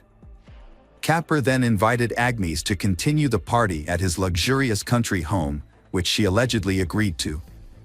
However, Wesley Capper claims that Agnes changed her mind once they were in the car and asked to be dropped off in the middle of the road, stating that she would take a cab home. Wesley Capper claimed that he dropped Agnes off at her requested location, which was an unlit stretch of road with no CCTV cameras. Craig Porter couldn't confirm or deny Wesley Capper's statement about Agnes's presence in their car. According to Porter's own admission, he was also extremely drunk and didn't know how or when Agnes got into the vehicle. He fell asleep shortly after leaving the parking lot and only woke up to find Agnes was no longer in the car. The doorman, Cyan Usman, confirmed that Agnes was intoxicated, but he couldn't say if she voluntarily got into the car. However, he did say that when the car moved, Agnes opened the door and nearly fell out. The driver then asked him to close the door, for which he received a large tip. When questioned, Sean Usman said he didn't think Agnes's attempt to get out of the car was an escape attempt. In his opinion, she might have accidentally opened the door due to her intoxication. He also noted that Agnes didn't scream or ask for help during the incident. The security footage clearly shows Wesley Capper forcibly leading Agnes to the car, holding her by the waist and wrist. However, Wesley's defense is that Agnes was dizzy and he was only holding her to prevent her from falling. Later in the investigation, another unsettling video came to light, shot in the south of Spain, specifically at the Porta de la Dua in the Seu Grande Marina.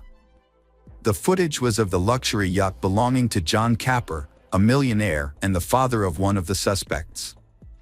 Dated September 10th, just 4 days after Agnes went missing, it showed Wesley Capper and 2 other men boarding the yacht.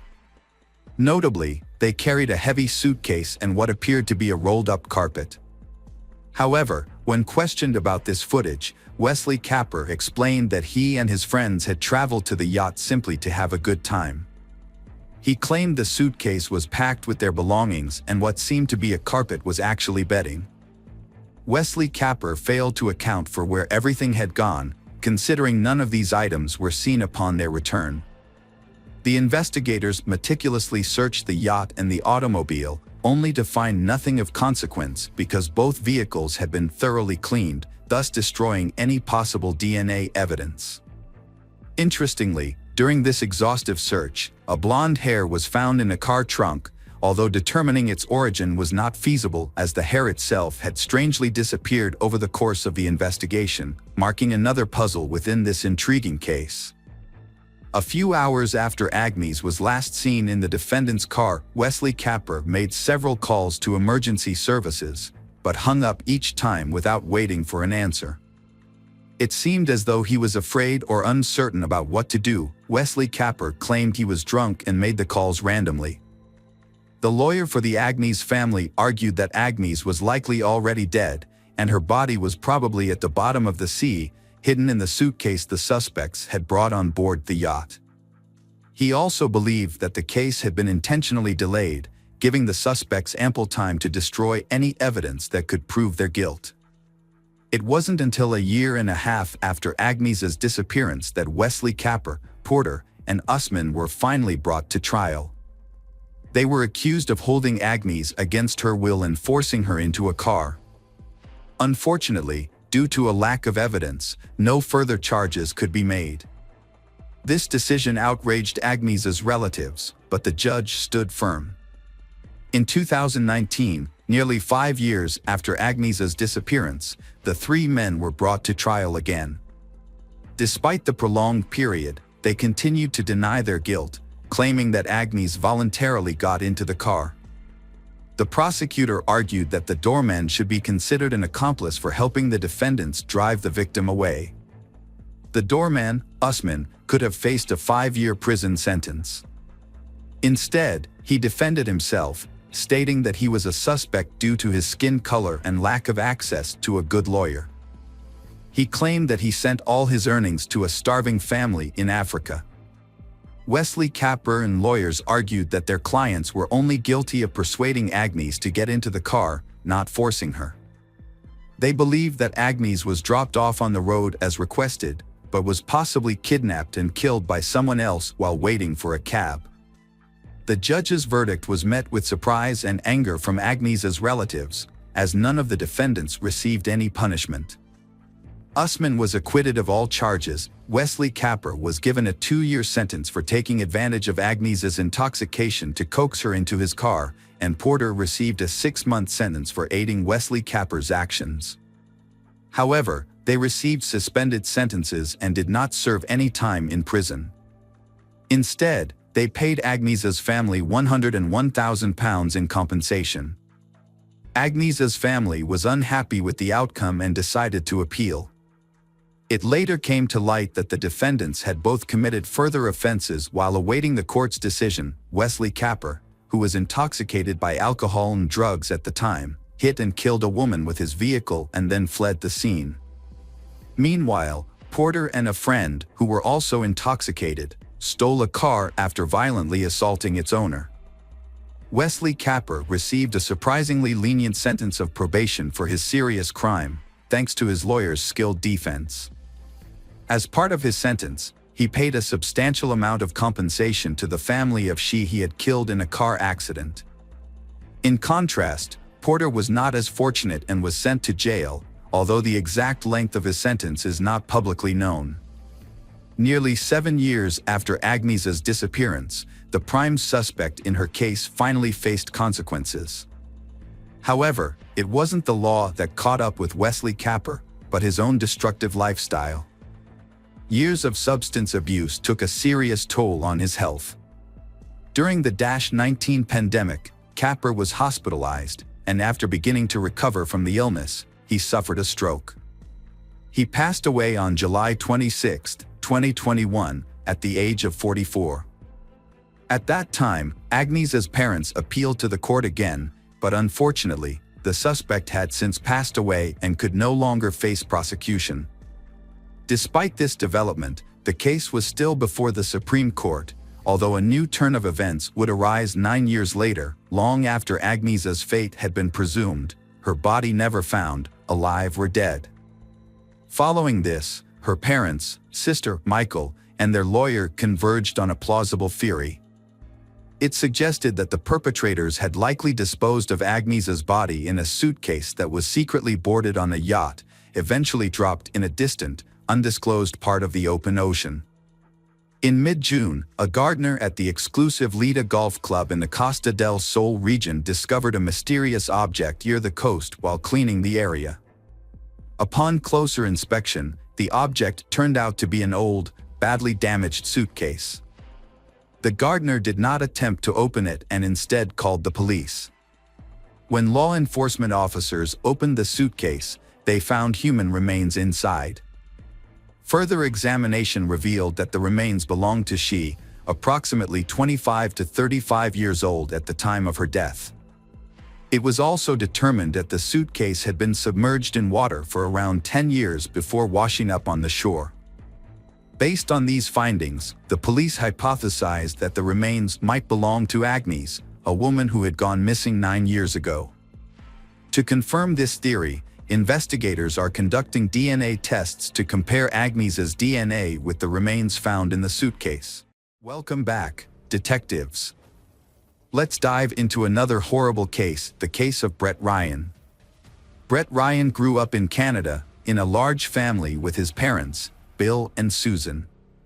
Bill works at the Toronto Star daily newspaper and spends time on his many interests, including sports, yoga, and psychology, which help balance family life. In addition, his wife, Susan, is able to manage the household, take care of the children, and keep their Toronto home clean. Passers-by often stop to admire the family's beautiful and blooming garden. Although Susan loved her sons equally, but Brett seemed to be less criticized because he was generally well-behaved. Brett was very clever at getting out of difficult situations, which gave the impression that he was a good boy, although this was not always the case. Brett was extremely popular in school, with everyone wanting to be his friend or at least be able to greet him by name, just like his older brothers. After high school, Brett attended university, driven by a desire to surpass his brother's achievements. To earn extra money, he placed an ad in the local newspaper, offering to paint houses and fences for Toronto residents. At first, his business was quite successful and Brett felt proud, especially with his first income. His mother, Susan, was thrilled and often cited him as a role model for others. However, things took a turn when Brett dropped out of college to focus full-time on his paint business. Without a degree, he had to work full-time as a paint salesman, which deprived him of formal education and exposed him to paint fumes on a regular basis. For a while, Brett felt confident and superior to his brothers, but this soon changed. After a couple of years, his brothers, Christopher and Leland, graduated and landed jobs in their specialized fields. Christopher worked for the Toronto Transit Commission, and Leland became the family artist and designer. As they established their careers and moved out of their parents' home, Brett's power began to diminish significantly. To save money on rent, Brett continued to live with his parents and younger brother, who attended a school for gifted children. Brett's financial situation grew more dire over time. By 2007, when he turned 26, his debt had surged to more than $60,000. This burden led to depression, but despite his inner turmoil, Brett maintained a cheerful exterior, always willing to lend a helping hand and participate in volunteer work. His friends and acquaintances were unaware of the immense emotional pain he was hiding. Brett faced a severe situation on October 28, 2007. With winter approaching, he had no orders.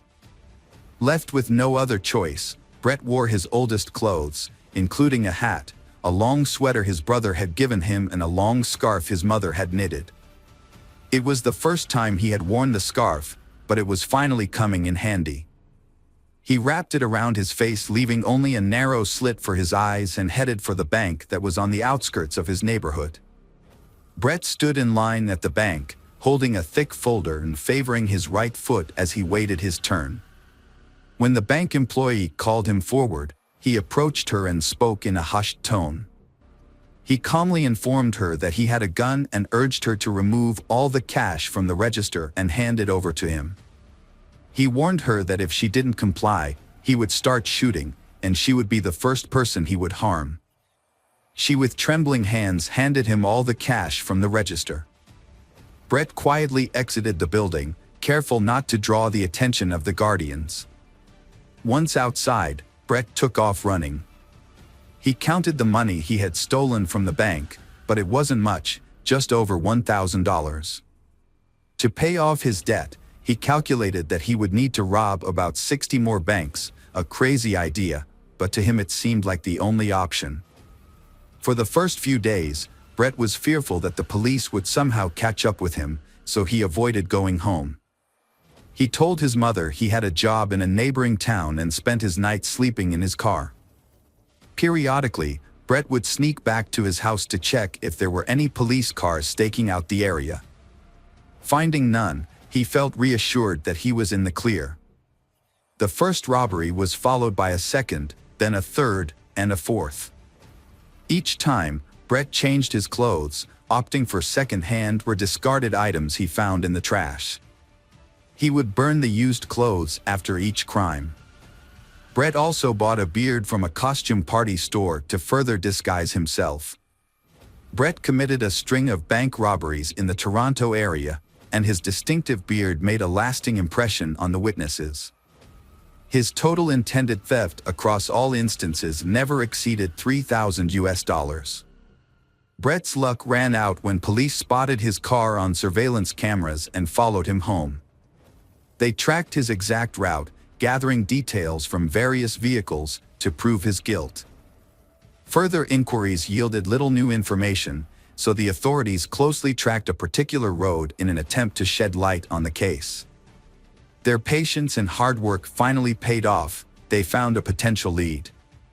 This person of interest, a bearded man, was found walking alone near a bank and was promptly detained by the officer for further investigation. Brett was under investigation for 7 months before being charged with robbery with a firearm, despite having a gun permit. Notably, he never actually carried a gun or any other weapon during the robberies. He didn't even bring a kitchen knife. Initially, he was charged with 19 counts, but after multiple appeals filed by him and his family, only 8 of those counts were upheld. Upon being given the opportunity to apply for parole, Brett submitted a petition. In it, he asked the authorities to consider the circumstances that led him to commit the crimes, including severe depression caused by 2 failed relationships and a significant amount of debt. He also reiterated that he had never intended to harm anyone during the robberies, as evidenced by his lack of weapons. His remarks were taken into account, but as a condition of his potential parole, he was required to undergo a session with a psychologist. The sessions had a positive impact on Brett. During his time in prison, he had lost touch with his family, but he took the initiative to reconnect with them. The positive changes in Brett were noticed by the commissioners, and on November 24, 2010, he was released from prison. However, the freedom he had fought so hard for turned out to be more challenging than he had anticipated. Prior to his career as a painter, Brett struggled with deep emotional pain that weighed heavily on him. He had previously been a bank robber and served time in prison, which damaged his reputation. As a result, no company would hire him, and even those who initially hired him for house painting services would cancel once they discovered his true identity. The neighbors, who once admired Susan's garden and visited frequently, now spread unpleasant rumors about the family. The Brett family quickly sold their house and relocated to Scarborough. Susan started a new garden, and Brett found a job with a trading company. Although the pay was low, his parents helped him financially to rebuild his life and continue his university education. Brett continued to see a psychologist, who consistently advised him to maintain a strong connection with his family. Brett's life took a turn for the better when he met Kristen Baxter in September 2011. Kristen was an amazing person who had her own apartment with a stunning sea view. She was also into sports, which helped her stay in shape. What Brett appreciated most about her was that she didn't care about his past. They enjoyed traveling together, including a trip to Australia. Brett's parents were thrilled to see their son in a happy relationship and were confident that Kristen would encourage him to reach his full potential. However, just when everything was going well, tragedy struck. Brett's father passed away, leaving him in shock and sending him into a depressive state. As a result, Brett started visiting his psychologist more frequently to cope with his emotions. Brett was juggling two responsibilities: supporting his mother financially and nurturing his relationship with Kristen. They were both young adults, eager to build a stronger and more significant relationship with each other. Brett fell deeply in love with Kristen and decided to carry out an important plan. He had some savings and, after discussing his plans with his mother, decided to propose to Kristen with a ring. His mother supported his decision and gave him money to buy a ring. Although Kristen didn't need an expensive gift, Brett chose a gold ring with a large diamond to make the proposal special. Kristen happily accepted his proposal.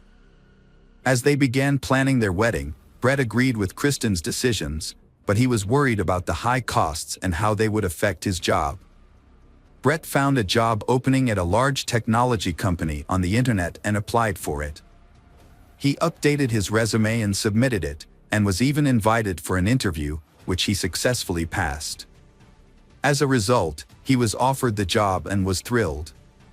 He eagerly shared the news with his fiancée and mother, and asked them for money to buy an expensive suit for work. His mother agreed to help him, and he purchased the suit. However, just as Brett was about to start his new job, the company called him to inform him that they had to withdraw their offer. The security department had discovered his past criminal record, and the company could no longer hire him. This news was devastating for Brett, and his mood plummeted. He felt like giving up on his job search and education, wondering why he was wasting his time applying for jobs that he would never get due to his past mistakes. He decided that it would be better to use the money his mother and brothers had given him for something else. Brett had dropped out of university, but he didn't tell his family or his counselor. To maintain the illusion of success, Brett would wear a suit and tie, then change into casual clothes on the way to his job as a house painter. He would tell his relatives that he worked in an office. To further deceive his loved ones, Brett would post fake photos on social media, pretending to be at work or attending business events. He would also fake phone calls, making it seem like he was busy with work-related issues. Brett's family had no idea that he was hiding the truth about his life. As Brett's wedding to Kristen approached in September 2016, his deception reached new heights. He rented an expensive restaurant for the reception, which cost $100 per guest. His family was thrilled, believing that Brett had finally turned his life around with a prestigious job and a beautiful fiancée. However, Brett's deceptions became so overwhelming that he could no longer control his lies. Brett's wedding was just a month away, and he was struggling to cover the costs. He had been borrowing money from his mother, but when she could no longer help him, he pressured her to find a higher-paying job. Meanwhile, he was planning a bachelor party and had invited all his friends and brothers. Brett had a secret. He had been lying to his family for a year about working as an engineer for a technology company. When he finally confessed to his counselor, the counselor advised him to come clean to his mother. After much procrastination, Brett told his mother the truth, which devastated her. She bragged to everyone about her son's success. Brett's mother demanded that he tell his fiancée, Kristen, the truth, threatening to do so herself if he didn't. She also warned him that his brothers were aware of the situation and were on her side. However, Brett couldn't bring himself to confess to Kristen, despite knowing that the wedding was unlikely to happen due to his deception. With less than a month to go before the wedding, Brett remained silent, knowing that Kristen deserved to know the truth before it was too late. Brett was anxious about his mother revealing a potentially scandalous secret to his fiancée, Kristen. Every time her phone rang, he would tense up, holding his breath until he realized it wasn't his mother on the line, but rather one of Kristen's friends inquiring about her wedding plans. Eventually, Brett came up with a plan to silence his mother for good. As a convicted felon, Brett was prohibited from owning firearms. He decided to use a crossbow, a silent and deadly weapon, to carry out his plan. Interestingly, his late father had taught him how to shoot a crossbow at targets in their garden, a hobby that Brett had excelled at. Brett purchased the crossbow and arrows at a local sporting goods store and hid them in his garage, disguising them among construction debris. He also created a fake alibi by rigging his computer to automatically post pre-written comments on YouTube. He achieved this by attaching a spoon to a fan, which was connected to his computer. The fan was set to a timer, making it seem like Brett was actively using his computer at the time of the crime. Brett made everyone believe that he spent the whole day at home, watching videos and commenting on them. However, on the morning of August 25th, he had other plans. He put on disguising clothes that concealed his face, sneaked out of the house through the back door to avoid the security cameras, and took a train to his parents' house. He wants to eliminate anyone who might stand in the way of the peaceful life he and Kristen are building. When Brett arrived at his parents' house, his mother, Susan, was taken aback by his unexpected visit. She wasn't feeling well that day, but Brett persisted in persuading her not to reveal his plans to his future wife. Despite her poor health, Susan firmly refused to comply with Brett's demands. As he continued to pressure her, Brett's anger escalated, and Susan sensed that something was terribly wrong. She noticed the crazed look in her son's eyes and warned him that she had already called for help and that Christopher was on his way. Brett's anger reached a boiling point. He rushed to the garage, grabbed a crossbow, but his rage and adrenaline surge made him unable to aim properly. Instead, he used the crossbow's butt to bludgeon his mother. To ensure she was dead, he tightened a rope around her neck. After covering her body with plastic bags, Brett loaded the crossbow with arrows, ready to face whoever was coming next. Brett's brother Christopher was lured into a trap by the suspect. As he entered the garage or the yard, Brett, who was hiding in the bushes, ambushed and shot Christopher in the neck. Christopher died shortly after the attack. Alexander, the youngest brother, was the next target. The suspect had also managed to lure him, but Alexander's outcome was different. Shot in the neck with an arrow, Alexander was critically injured but didn't die instantly. He screamed and cried for help as the attack took place. Throughout this violence, Leland remained asleep on the second floor, oblivious to the crime happening nearby and to the identity of the perpetrator, who was also a family member. It was Alexander's screams that startled Leland out of sleep, ran downstairs, and stumbled upon the horrific scene of his brother Brett trying to strangle Alexander. A fight broke out between Leland and Brett, and Leland ended up in control, forcing Brett to back down. Leland immediately fled to a neighbor's house and called the police. With no means of escape, Brett remained in the house, realizing too late that his actions had disastrous consequences. In a desperate attempt to make amends, he composed a text message to Kristen, pleading for her forgiveness. Upon arriving at the scene, police officers found Brett, covered in blood, sitting beside his critically injured brother Alexander, who would later succumb to his injuries in the hospital. Brett voluntarily surrendered to the authorities, requesting to be handcuffed and taken into custody. During his confession, he revealed the location of his mother's body, hidden beneath packages in the garage, and acknowledged that she was beyond help. Brett admitted at the police station during the trial that he had not intended to kill Susan, but rather to scare her. In contrast, he had planned to kill Christopher and Alexander, who were witnesses to the crime. If they had not been present, they would still be alive.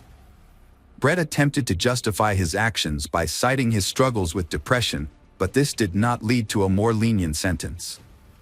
Despite Brett's cooperation with the investigation and his voluntary confession, the judge imposed 3 life sentences, 1 for each murder. Brett will be eligible for parole in 2041. Leland, the sole survivor of the incident, has refused to speak to reporters, but he is well known in Toronto as the one who narrowly escaped the carnage. Welcome back, mystery lovers. Today's case is going to keep you on the edge of your seat. The case of the Harvey family. Brian Taba Harvey, 49, was a local icon who rose to fame in the 1980s as the lead singer and songwriter of the indie band House of Freaks. Although he and his musical partner Johnny Hott went their separate ways professionally in the 1990s, they remained close friends. A dedicated musician, Brian performed on stage for the final time on New Year's Eve, unaware that it would be the last night of his life. On the other hand, Catherine Gravinsky, 39, found success as co-owner of World of Mirth, a popular toy store in Richmond's Carytown district. She was an artist who pursued various endeavors, including painting sets for community theater, working as a pastry chef, and waitressing. Catherine had an older sister, Shelley Gravinsky, and was also the half-sister of actor Stephen Culp, known for his roles in TV shows such as The West Wing and Desperate Housewives, as well as various films. Brian and Catherine's paths crossed at the Border Cafe on Main Street, where Catherine worked and Brian frequently visited with Johnny. In 1990, Brian and Catherine got married. The House of Freaks then released an album featuring a song called I Got Happy, which was dedicated to Catherine. The couple had 2 daughters. Their first daughter, Stella, was born in 1996. After becoming a father, Brian realized that having children helped him find meaning in life and the importance of keeping hope for his children's future. Their second daughter, Ruby, was born in 2001. While working in the computer department of the Henrico County School System, Brian continued to pursue his passion for music. Meanwhile, Catherine started her own business, opening a unique toy and gift store called World of Mirth in the Carytown neighborhood. The store was designed to be a welcoming space for parents and children to spend time together, and children are free to play with the available toys. Brian Harvey's family lives in a quiet, quaint neighborhood south of Richmond. Their 2-story red brick house was surrounded by large trees, porch swings, and ivy-covered gardens. They had a cozy family room in the basement. The family was well respected and loved in the community, and it seemed no one had any ill will towards them. On New Year's Day, 2006, Brian, his wife Catherine, and their 2 daughters, Stella and Ruby, were preparing for a busy day. They were hosting a barbecue lunch for friends and family, a tradition they enjoyed every year on this day. They woke up early to get everything ready. That Sunday morning, Brian went outside to collect the newspaper, absorbed in the front page news. He didn't lock the door when he came back in, which wasn't unusual for them, especially on party days when friends would be arriving. The neighborhood was considered safe, so they didn't think much of it. However, on that day, Brian was unaware that some criminals were secretly lurking nearby. Catherine was busy in the kitchen, preparing cookies for the guests who were expected to arrive soon. Suddenly, she heard voices coming from the living room and thought that some guests had arrived early. But when she went to check, she was shocked to see two strangers instead of familiar faces. Later, Brian, Catherine, and their young daughter Ruby were ordered to go downstairs to the basement playroom. Stella, who had spent the night at a friend's house, had not yet arrived home. Once the family was in the small room, the intruders used electrical cords and packing tape to tie them up. The intruders told them that as long as they cooperated, no one would get hurt while they searched the house. Just as the intruders were starting to ransack the house, someone knocked on the front door at around 10 a.m. The leader of the intruders untied Catherine and told her to answer the door. However, he warned her that if she tried to escape or ask for help, her daughter and husband would be killed. Catherine was in a difficult situation. Stella was about to arrive, and if she answered the door, she would put her daughter in danger. On the other hand, if she didn't answer the door, the intruder might get angry and hurt her family. In the end, Catherine decided that it was best to cooperate, so she opened the door. Stella suddenly ran past Catherine and into the playroom, where the family usually spent a lot of time together. Catherine quickly intervened, stopping Stella's friend from following her. Kyron Perkinson, the friend's mother, later expressed her surprise at Catherine's unusual behavior. When Perkinson asked Catherine how she was feeling, Catherine said she was not well. Then, she made a circular motion with her hand, mimicking a gun and pointing it at her head. This abruptly ended the conversation, and Catherine shut the door.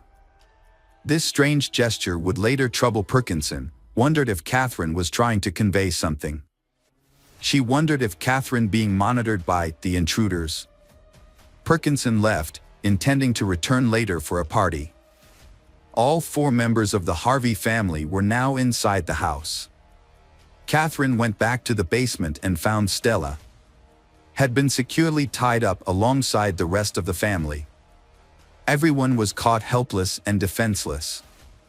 Chaos broke out unexpectedly and without any prior indication. The assailant revealed a knife taken from the Harvey's kitchen and began slashing the family members' throats. Angry that he had to wait so long for them to die, he ordered his accomplices to hit them hard on the head. However, the accomplice refused.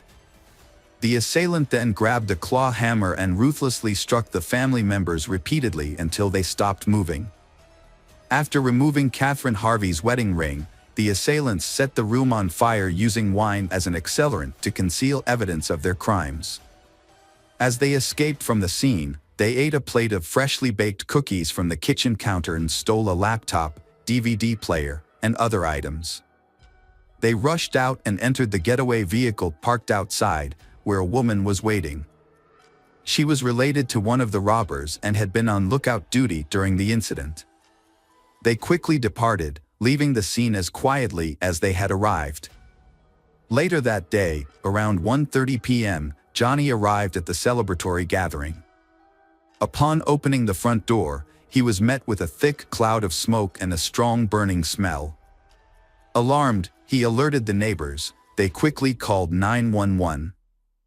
Firefighters arrived at the scene and put out the fire. However, they soon discovered 4 bodies in the smoldering basement. Despite initial appearances, investigators determined that the fire did not cause the deaths. Instead, they found evidence of a more sinister cause. The investigation was now treating the incident as a murder case. The scene was so heartbreaking that it left even the police and medical staff, who were accustomed to dealing with traumatic situations, utterly stunned and shocked. Some were even seen crying openly. The discovery that parents were made to watch their children being brutally killed, and that children were also forced to witness the brutal deaths of their parents, was especially devastating. Autopsies revealed that Brian and Catherine died from blunt force trauma to the head. Stella's death was caused by a combination of blunt force trauma and smoke inhalation, suggesting she was still alive when the fire started. Ruby's cause of death was stab wounds to the neck and back, resulting in her death. The authorities immediately launched an investigation into the murders, but they had little evidence to work with. To gather more information, they appealed to the public for assistance. This approach proved successful when, on January 6, a woman named Latoya P.Y. contacted the police, requesting a welfare check on her friend, 21 years old Ashley Basil Tucker. Latoya expressed concerns that Ashley's boyfriend, 29 years old Ree Joseph Dandridge, and his uncle, 29 years old Ricky Javon Gray, were involved in the Harvey family's murder. Gray, who was slightly younger than his nephew by a few months, was reportedly the one in charge. The investigation took a significant turn when Latoya revealed that the two men had hidden evidence of their crimes at her residence.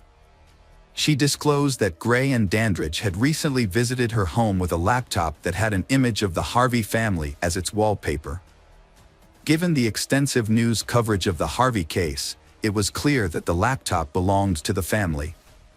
Latoya revealed information about the plan that Ashley, Gray and Dandridge had devised to rob Ashley's parents. According to the plan, Ashley would pretend to be a hostage, allowing Dandridge and Gray to extort money from the Basil Tucker, Ashley's stepfather.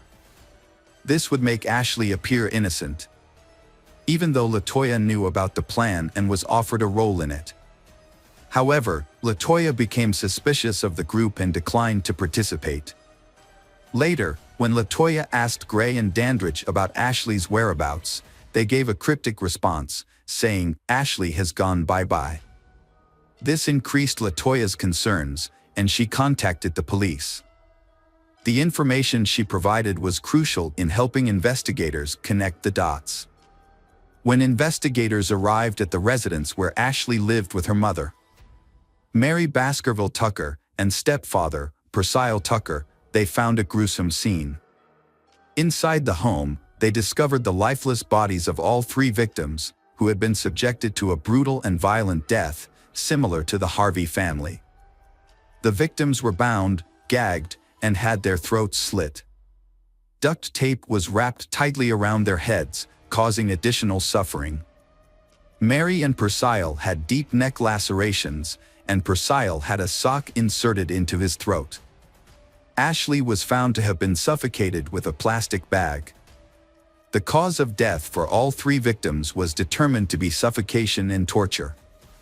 The police believed that the killer's primary motivation was a thrill-seeking desire, rather than any obvious personal benefit, so they worked together to catch them before they could hurt anyone else. Similar to the Harveys, Basil and Mary live a quiet life with no known enemies. Percy works as a forklift driver, while Mary works for a cleaning service company.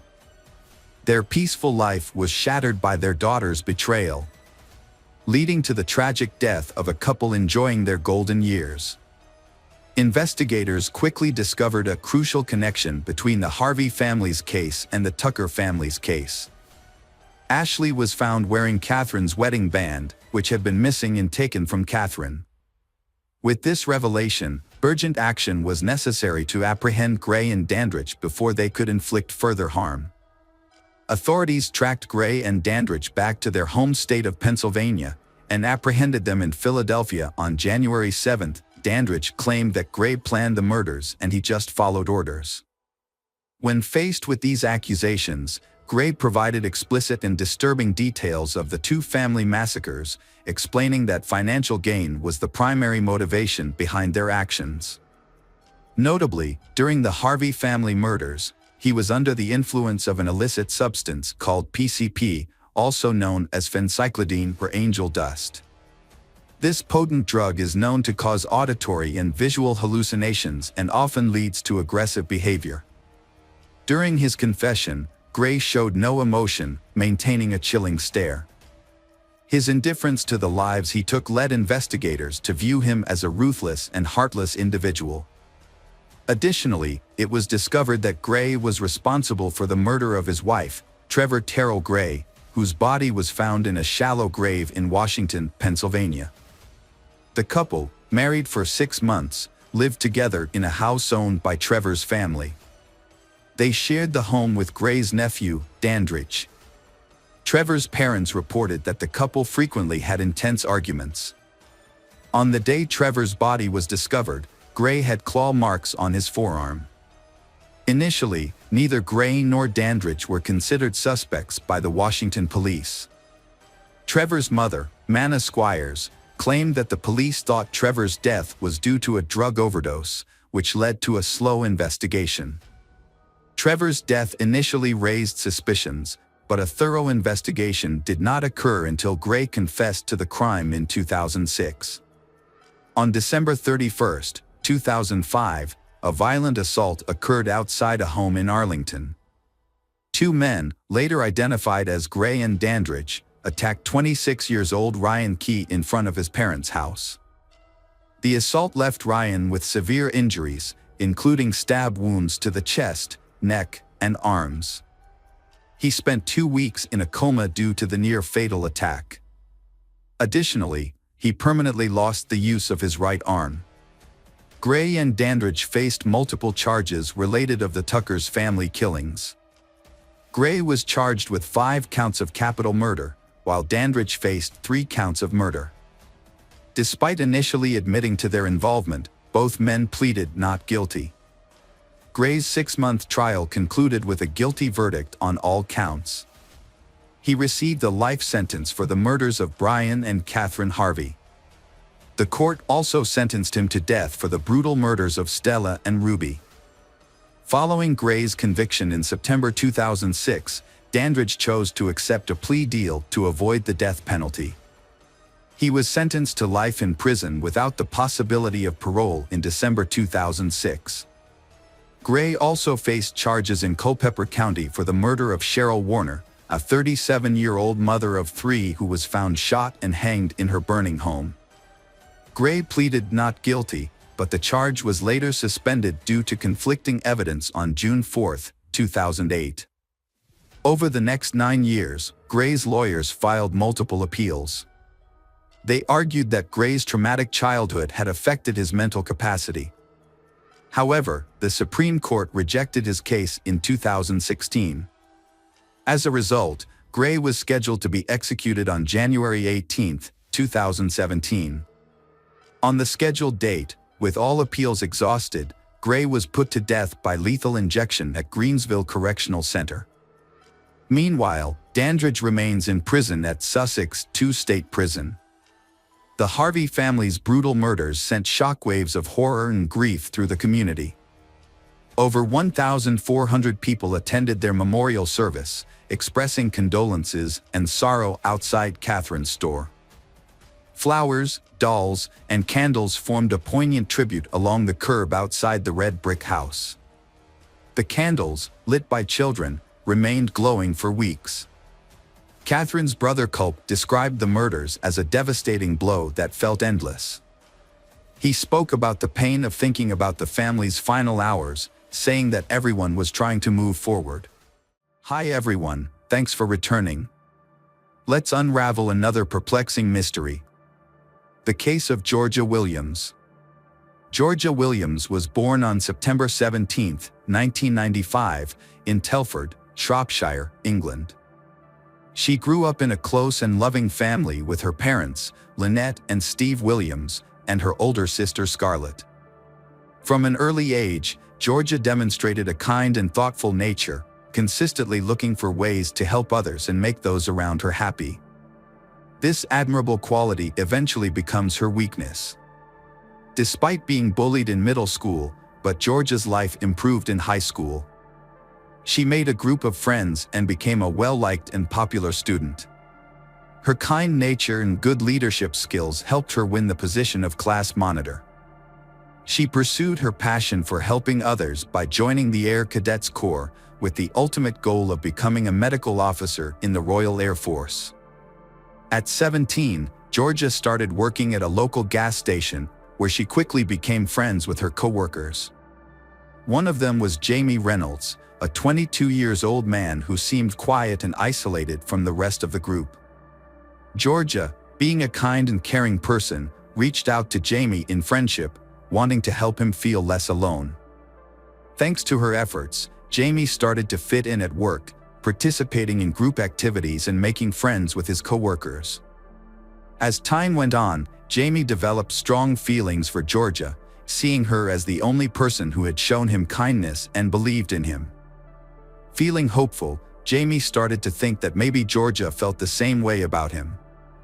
Emboldened by his newfound confidence, he mustered the nerve to express his true feelings to Georgia and inquired if she would be open of a romantic relationship. However, Georgia, being considerate of Jamie's feelings, let him down gently. She explained that she didn't want to ruin their friendship by getting romantically involved. Jamie seems to respect Georgia's choice and tries to maintain their friendship. However, he is actually harboring an increasingly unhealthy obsession with her. One day, while they were working together at the gas station, Jamie opened up to Georgia about his unhappiness with his life. He told her that he wanted to quit his job and pursue his true passions. Jamie had always dreamed of turning his passions into a career, and Georgia was eager to support him. One day, they started talking about his hobbies, and Jamie revealed his love for photography. Georgia saw an opportunity and encouraged Jamie to pursue it as a career. Excited about the idea, Jamie asked Georgia to help him create a professional portfolio and asked if she would be his first model. Georgia, being a good friend, agreed to help. They scheduled a photo shoot for Sunday, May 26, 2013, at Jamie's parents' house, with a few mutual friends joining in. However, as the day approached, Georgia found herself in a difficult situation. Her family was hosting a barbecue, and her grandparents, whom she hadn't seen in a long time, would be attending. Georgia thought about canceling the photo shoot at the last minute, but she didn't want to let Jamie down. She decided to keep her commitment and assured her family that she would only be a short drive away. She planned to quickly take a few photos and then return to her family's barbecue, hoping to make both her friend and family happy. On that day, Georgia got ready quickly, doing her hair and makeup, and wearing jeans and a leather jacket. Her father complimented her as she left home at 7:30 p.m., saying she looked beautiful, like Sandy from Greece. Georgia's family expected her to return home soon. However, as the hours went by and she didn't come home, her loved ones started to worry. At first, her mother wasn't too concerned, thinking Georgia was probably just busy with the photo shoot or spending time with friends. She sent a text asking when the photo shoot would end. Georgia replied, saying it had already ended and that she was with friends and might be home late. Her mother wasn't worried after getting the text, as it seemed like a typical message from Georgia, with the usual 3 kissy face emojis at the end. Georgia's mother trusted her to be responsible, which is why she wasn't worried at first. As the night went on, Georgia's parents went to bed, thinking she would be home by morning. However, when they woke up the next day and Georgia still hadn't returned, they started to feel uneasy. Georgia's mother sent her a text message at 6:30 a.m. asking where she was. But it wasn't until 7:30 a.m. that a response arrived, saying George had spent the night at a friend's house and her phone battery was running out. The message said that if George didn't respond again, it was because her phone had died. George's mother was unaware that the messages were not written by her daughter. On May 27th, Georgia's parents thought she would come home after a music festival. They expected her to come home the next morning because she was excited about her first driving lesson. As the night went on and George didn't come home, her parents became more and more anxious. They stayed up late waiting for her, but there was no sign of her. They contacted relatives and friends to see if anyone had heard from George, but no one had seen or heard from her in days. This makes them even more insecure and unsure of what is going on. When Georgia failed to return home the next morning for her scheduled driving lesson, her family quickly reported her missing to the police. They gave the police all the information they had, but they only knew that Georgia had been to a photo shoot at Jamie Reynolds' home and nothing about her whereabouts after that. The police started investigating and focused on Jamie Reynolds. What they found out about him was alarming and raised concerns for Georgia's safety. It turns out that in 2008, Jamie got into trouble with the law for assaulting and attempting to strangle a teenager. Despite the seriousness of the incident, he was let off with a warning and not charged. When the police discovered this, they suspected Jamie even more and considered him the main suspect in Georgia's disappearance. They went to his home, but no one answered. They broke in. They searched the premises but couldn't find Jamie, so prompting a large-scale manhunt to track him down. After conducting a thorough investigation at the petrol station, it was clear that none of Jamie and Georgia's co-workers had seen them. Their absence from work was unusual and raised concerns, as it was out of character for both of them. Although Jamie's parents were away on vacation, but they had already given the authorities key details about Jamie's van, such as its registration information. The police in Shropshire quickly shared this information with police agencies nationwide, asking them to be on the lookout for the van. Soon, authorities located Jamie in Glasgow, Scotland, which is 428 miles away from his home. His abrupt departure from the country, which came without warning, raised concerns and hinted at a potential problem. On May 30th, police in Glasgow arrested Jamie Reynolds at a local hotel due to suspicions of kidnapping Georgia. They immediately questioned him about Georgia's location, but Jamie claimed he didn't know where she was and provided no useful information to the investigators. He was then taken to Shropshire for more questioning. Meanwhile, Georgia's family and friends waited nervously for news, but what they heard about the investigation was deeply upsetting. The lack of progress was crushing, making their pain even worse. With Jamie in custody as the main suspect, the police searched his home for evidence. During the search, they found a camera with an SD card, but their hopes of finding important clues were crushed when they discovered that all the files had been deleted. The camera was sent to the police station for forensic analysis, where experts worked to recover the deleted files. Eventually, they managed to retrieve the data, revealed a shocking secret to the investigation. Among the recovered files are several images taken on the day Georgia went missing, providing a haunting look at she's final moments. The initial photos showed Georgia in normal poses at the start of the photo shoot, confirming she was at Jamie's residence that day. Although she appeared content and cooperative, it was clear Georgia had no idea about Jamie's sinister intentions. Sadly, she unintentionally entered a hazardous situation without realizing the risks, which ultimately led to her tragic death. As authorities went through the images, the tone became increasingly dark and unsettling. Subsequent photos reveal a series of harrowing incidents, depicting a distressed Georgia stripped of her clothes, standing weakly on a red recycling bin. Her hands appear to be tied behind her back with a rope hanging ominously above her. The footage captured Jamie Reynolds' horrific act. He filmed Georgia's final moments, showing her desperate struggle for breath. He later committed heinous acts of necrophilia, violating her lifeless body in various rooms of the house. Jamie's parents' bed was where he further compounded the horror. He took hundreds of additional photos showing Georgia in degrading positions, documenting his depravity. He stripped her of her jewelry, keeping them as trophies of his horrific crime. The police conducted a thorough search of Jamie's home and found a large collection of explicit photographs and videos, including content that depicted extreme violence, sexual assault, and murder. It was discovered that Jamie was not only in possession of these materials, but also actively involved in creating content that featured violent acts. Jamie's parents were alerted to their son's disturbing interests and immediately ended their vacation to meet with authorities. They revealed that Jamie had been exposed to violent and explicit content from the age of 14. It is possible that he was exposed to such content even earlier. Although his parents tried to intervene by blocking access to certain websites, Jamie found a way to circumvent their efforts.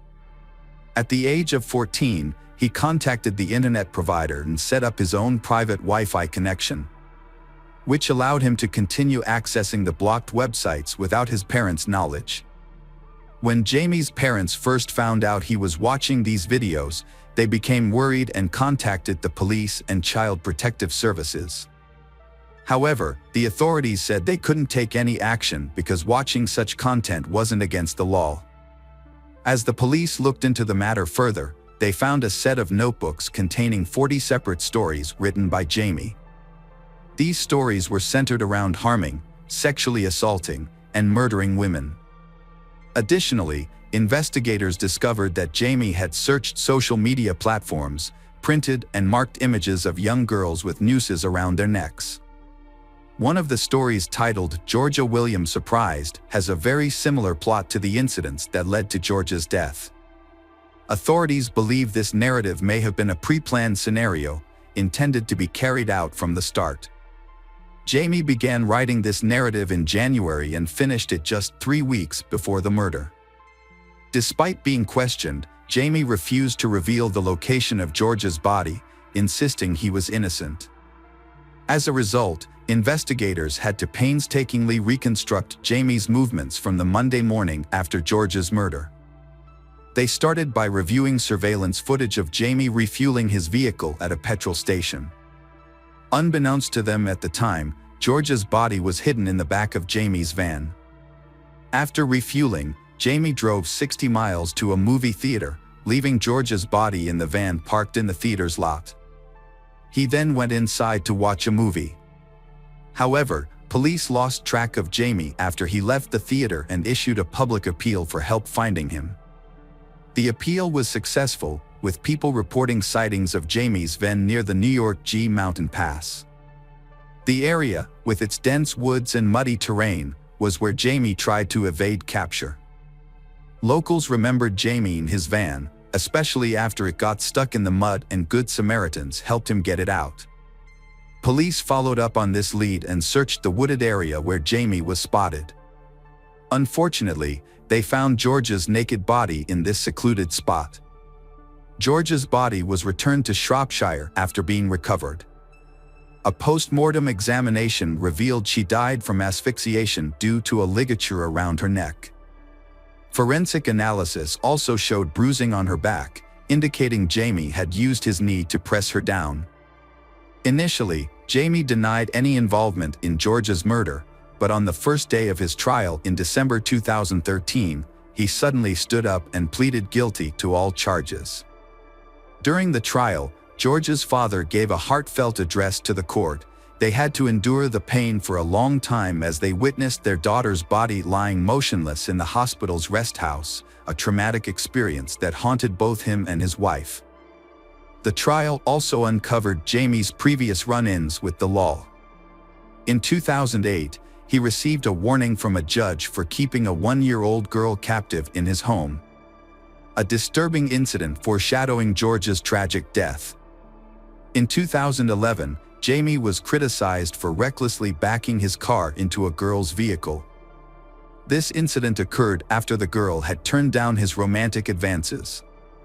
Although the case was eventually closed, Judge Mr. Justice Wilkie expressed serious concerns about Jamie's behavior, calling him a sexual deviant and warning about his potential to become a dangerous serial offender. As a result, Jamie received a whole life term, a sentence typically reserved for the most severe crimes, meaning he would spend the rest of his life in prison without parole.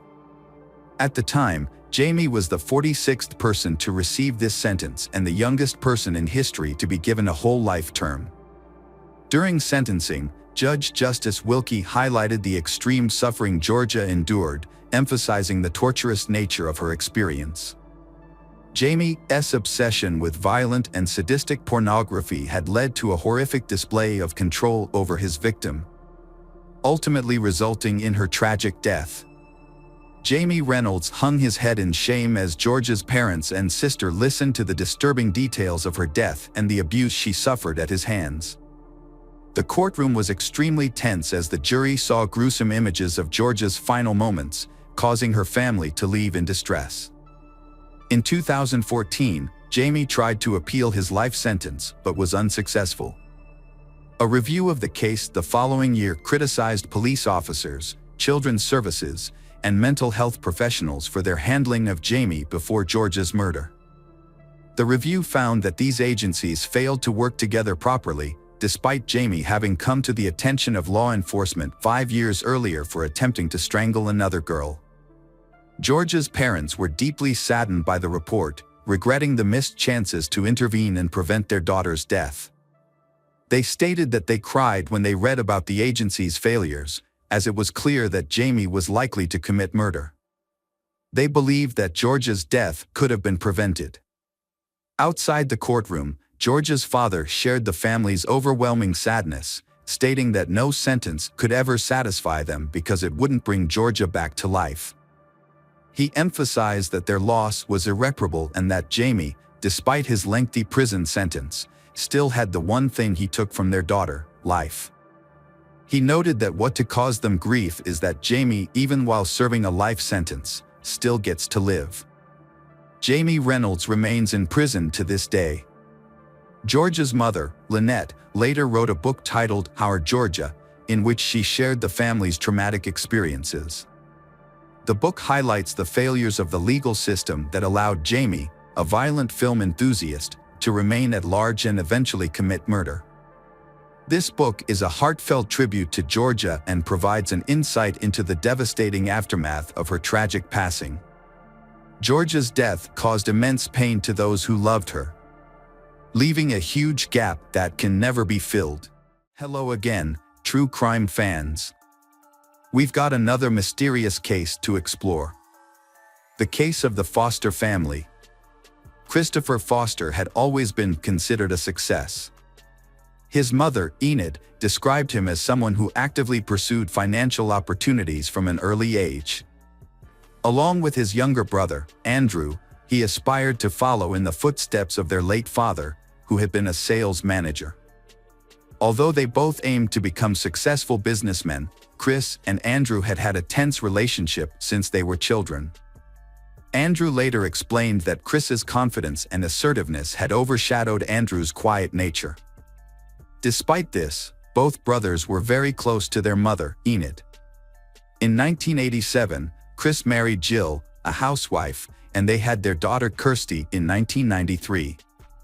Chris's path to wealth began in the late 80s when he worked as a mattress salesman and used inexpensive pizza boxes for insulation. His life changed dramatically after he founded a successful engineering company. This business made Chris a self-made millionaire through the development of an innovative insulation material that became essential in the oil industry. The Piper Alpha oil rig explosion on July 6, 1988, had led to a catastrophic fire that lasted for days and claimed the lives of 167 people. After watching the news, Chris saw an opportunity in this tragedy and identified a market niche for fireproof insulation specifically for oil and gas rigs. Although many oil companies showed interest, they wanted certification of the product's effectiveness before signing a contract. To prove its value, Chris took the financial risk of mortgaging his house to fund an experiment. The test was successful. His product, Overshield, showed exceptional resilience compared to other insulation materials when exposed to fire. It even received a rare A1 fire test rating. Major oil companies quickly placed orders, making Christopher Foster a millionaire almost overnight. Reports suggested that he earned so much money that he didn't know how to spend it all. As his business grew, Christopher's annual turnover increased significantly from £50,000 to £1 million. By 2004, Chris's net worth had been reported to be £10 million. That same year, his wife Jill noticed a house in Shropshire Life magazine. It was Usbaston House, a beautiful mansion in Maesbrook, a wealthy village in Shropshire, England. The estate was 16 acres in size, had its own lake and equestrian grounds. Despite being offered at around £1.5 million, the house still needed repairs. Jill was so intrigued that Chris made an offer the next morning. Foster's family quickly sold their house and moved to Usbaston House. Chris then invested a further £50,000 to install a swimming pool and landscape the property. After settling down, Chris led a lavish lifestyle.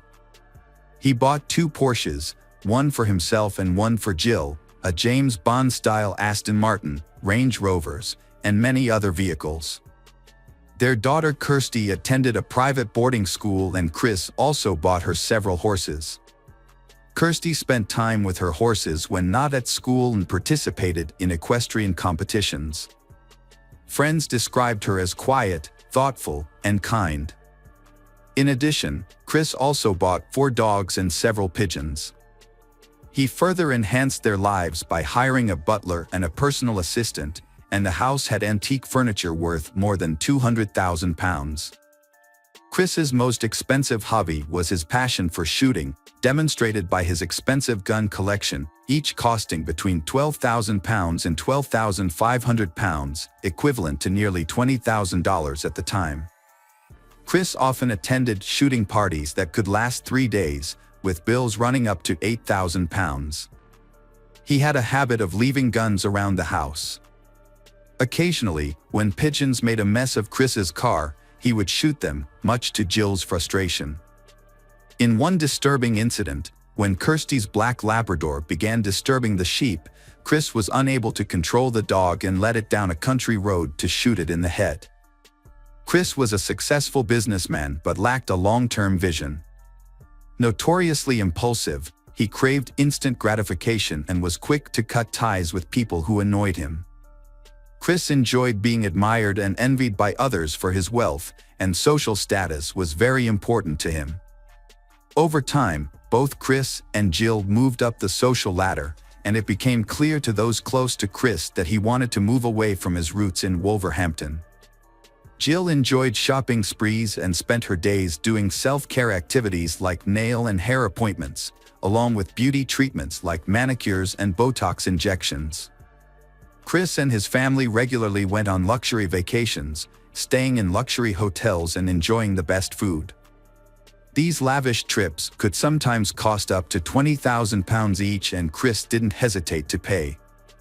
However, unbeknownst to his friends and family, Chris had reached his financial limit and began withdrawing money from his business. His excessive spending had led to financial imbalance, with more money going out than coming in. In 2003, Chris had signed an exclusive contract with DRC, giving them the exclusive rights to produce his oil rig sealant. By 2004, his net worth had been reported to be £1 million. However, by 2005, he owed £2.8 million. Instead of cutting costs, Chris, due to his lavish spending habits, sought more money from other sources. Despite the exclusive agreement with DRC, he signed another contract with another company to sell his products. DRC discovered this infringement and sued Chris, resulting in a lawsuit and DRC acquiring Chris's patent. Chris went bankrupt, and in 2007, his company was dissolved. His assets worth £3 million were frozen and his salary was gone. Despite serious financial troubles, Chris continued to act as if nothing significant had happened. At the same time, Chris became involved in a dispute with his accountant, who reported him to the Inland Revenue for tax evasion. Chris had failed to pay VAT, national insurance, and various other taxes. To deal with his increasing tax obligations, he had to borrow from banks to ease his financial strain. In addition, He had mortgaged the Osbaston house 3 times and withdrawn money from more than 20 different bank accounts. Despite his lavish lifestyle and constant spending, Chris still tried to hide the fact that he was deeply in debt. Chris gradually found himself struggling with overwhelming challenges, aware that time was ticking away and fearful of losing everything. However, during a conversation with a friend about houses, Chris insisted that he would never sell Osbaston house. Struggling with the pressure to maintain his flashy and knowing that his time and money were running out, Chris repeatedly sought professional help. He confided in the doctor, revealing his feelings of depression and suicidal thoughts. He started taking antidepressants. In August 2008, Chris came across a letter from his house managers posted on the front gate. The letter reported that they planned to return the following Tuesday to reclaim the house and other assets. The housekeeper said that when she showed Chris the letter, Chris appeared confused but remained silent. The nightmare that Chris had been avoiding had now become a harsh reality. He was on the brink of losing all his material possessions. The thought of Kirsty and Jill losing their familiar lifestyle was unbearable for Christopher. His family faced the possibility of returning to Wolverhampton, saying goodbye to their lavish lifestyle. For a proud man like Chris, such a situation would have been extremely humiliating. On August 21, 2008, a friend contacted Chris via text message to ask about his health, and he replied, "Not good, things are about to happen to me." On August 25, 2008, the Foster's family received an invitation to a barbecue and clay pigeon shooting event. They then joined the gathering.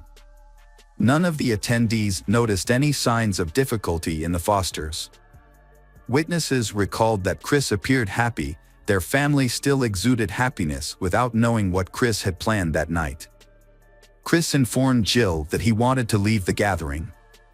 Although Jill wanted to stay a little longer, they eventually left around 8:30 p.m., arriving home just a few minutes later at 8:44 p.m., their route captured by home security footage. Soon after, Jill went to bed.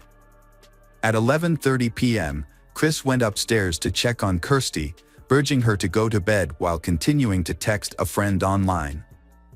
Around midnight, Chris decided to turn off the internet, causing Kirsty to end her conversation with her friend and go to bed. At 3 a.m., Chris began his violent rampage. He entered Jill's room and used a silencer to shoot her in the head while she was sleeping. Next, he went to Kirsty's room and killed her in the same way. Home security cameras recorded Chris's actions as he carried a shotgun outside the dog cage, killing each dog with a shot to the head. He then went to the stables and killed the horses before burning the stables with the animals inside. Chris appeared expressionless in the video. To prevent firefighters from reaching the house, Chris blocked the main entrance, shooting at the tires to make movement more difficult. He also pumped 200 liters of oil from the family's tank into the house's basement through connecting pipes. It is clear that Chris took deliberate steps to completely destroy the Osbaston house. His actions appeared to have been motivated by a desire to prevent others from acquiring property that he could not keep. Chris burned down his house and covered his car and belongings in oil. The fire quickly spread and destroyed everything. Chris, still carrying a rifle, went back into the house and lay down next to Jill's body in the bedroom, holding her as flames engulfed them. At 4:11 a.m., the security cameras stopped working. A neighbor saw the growing fire and called for help. Firefighters quickly arrived. The fire was too intense and difficult to control. As firefighters tried to put out the fire, neighbors watched the building burn, worried for those inside. In the following days, the media called in to search for Foster's family, but all efforts were unsuccessful. Because of Chris's wealth, the authorities opened an investigation, initially suspecting that the Foster family had been kidnapped.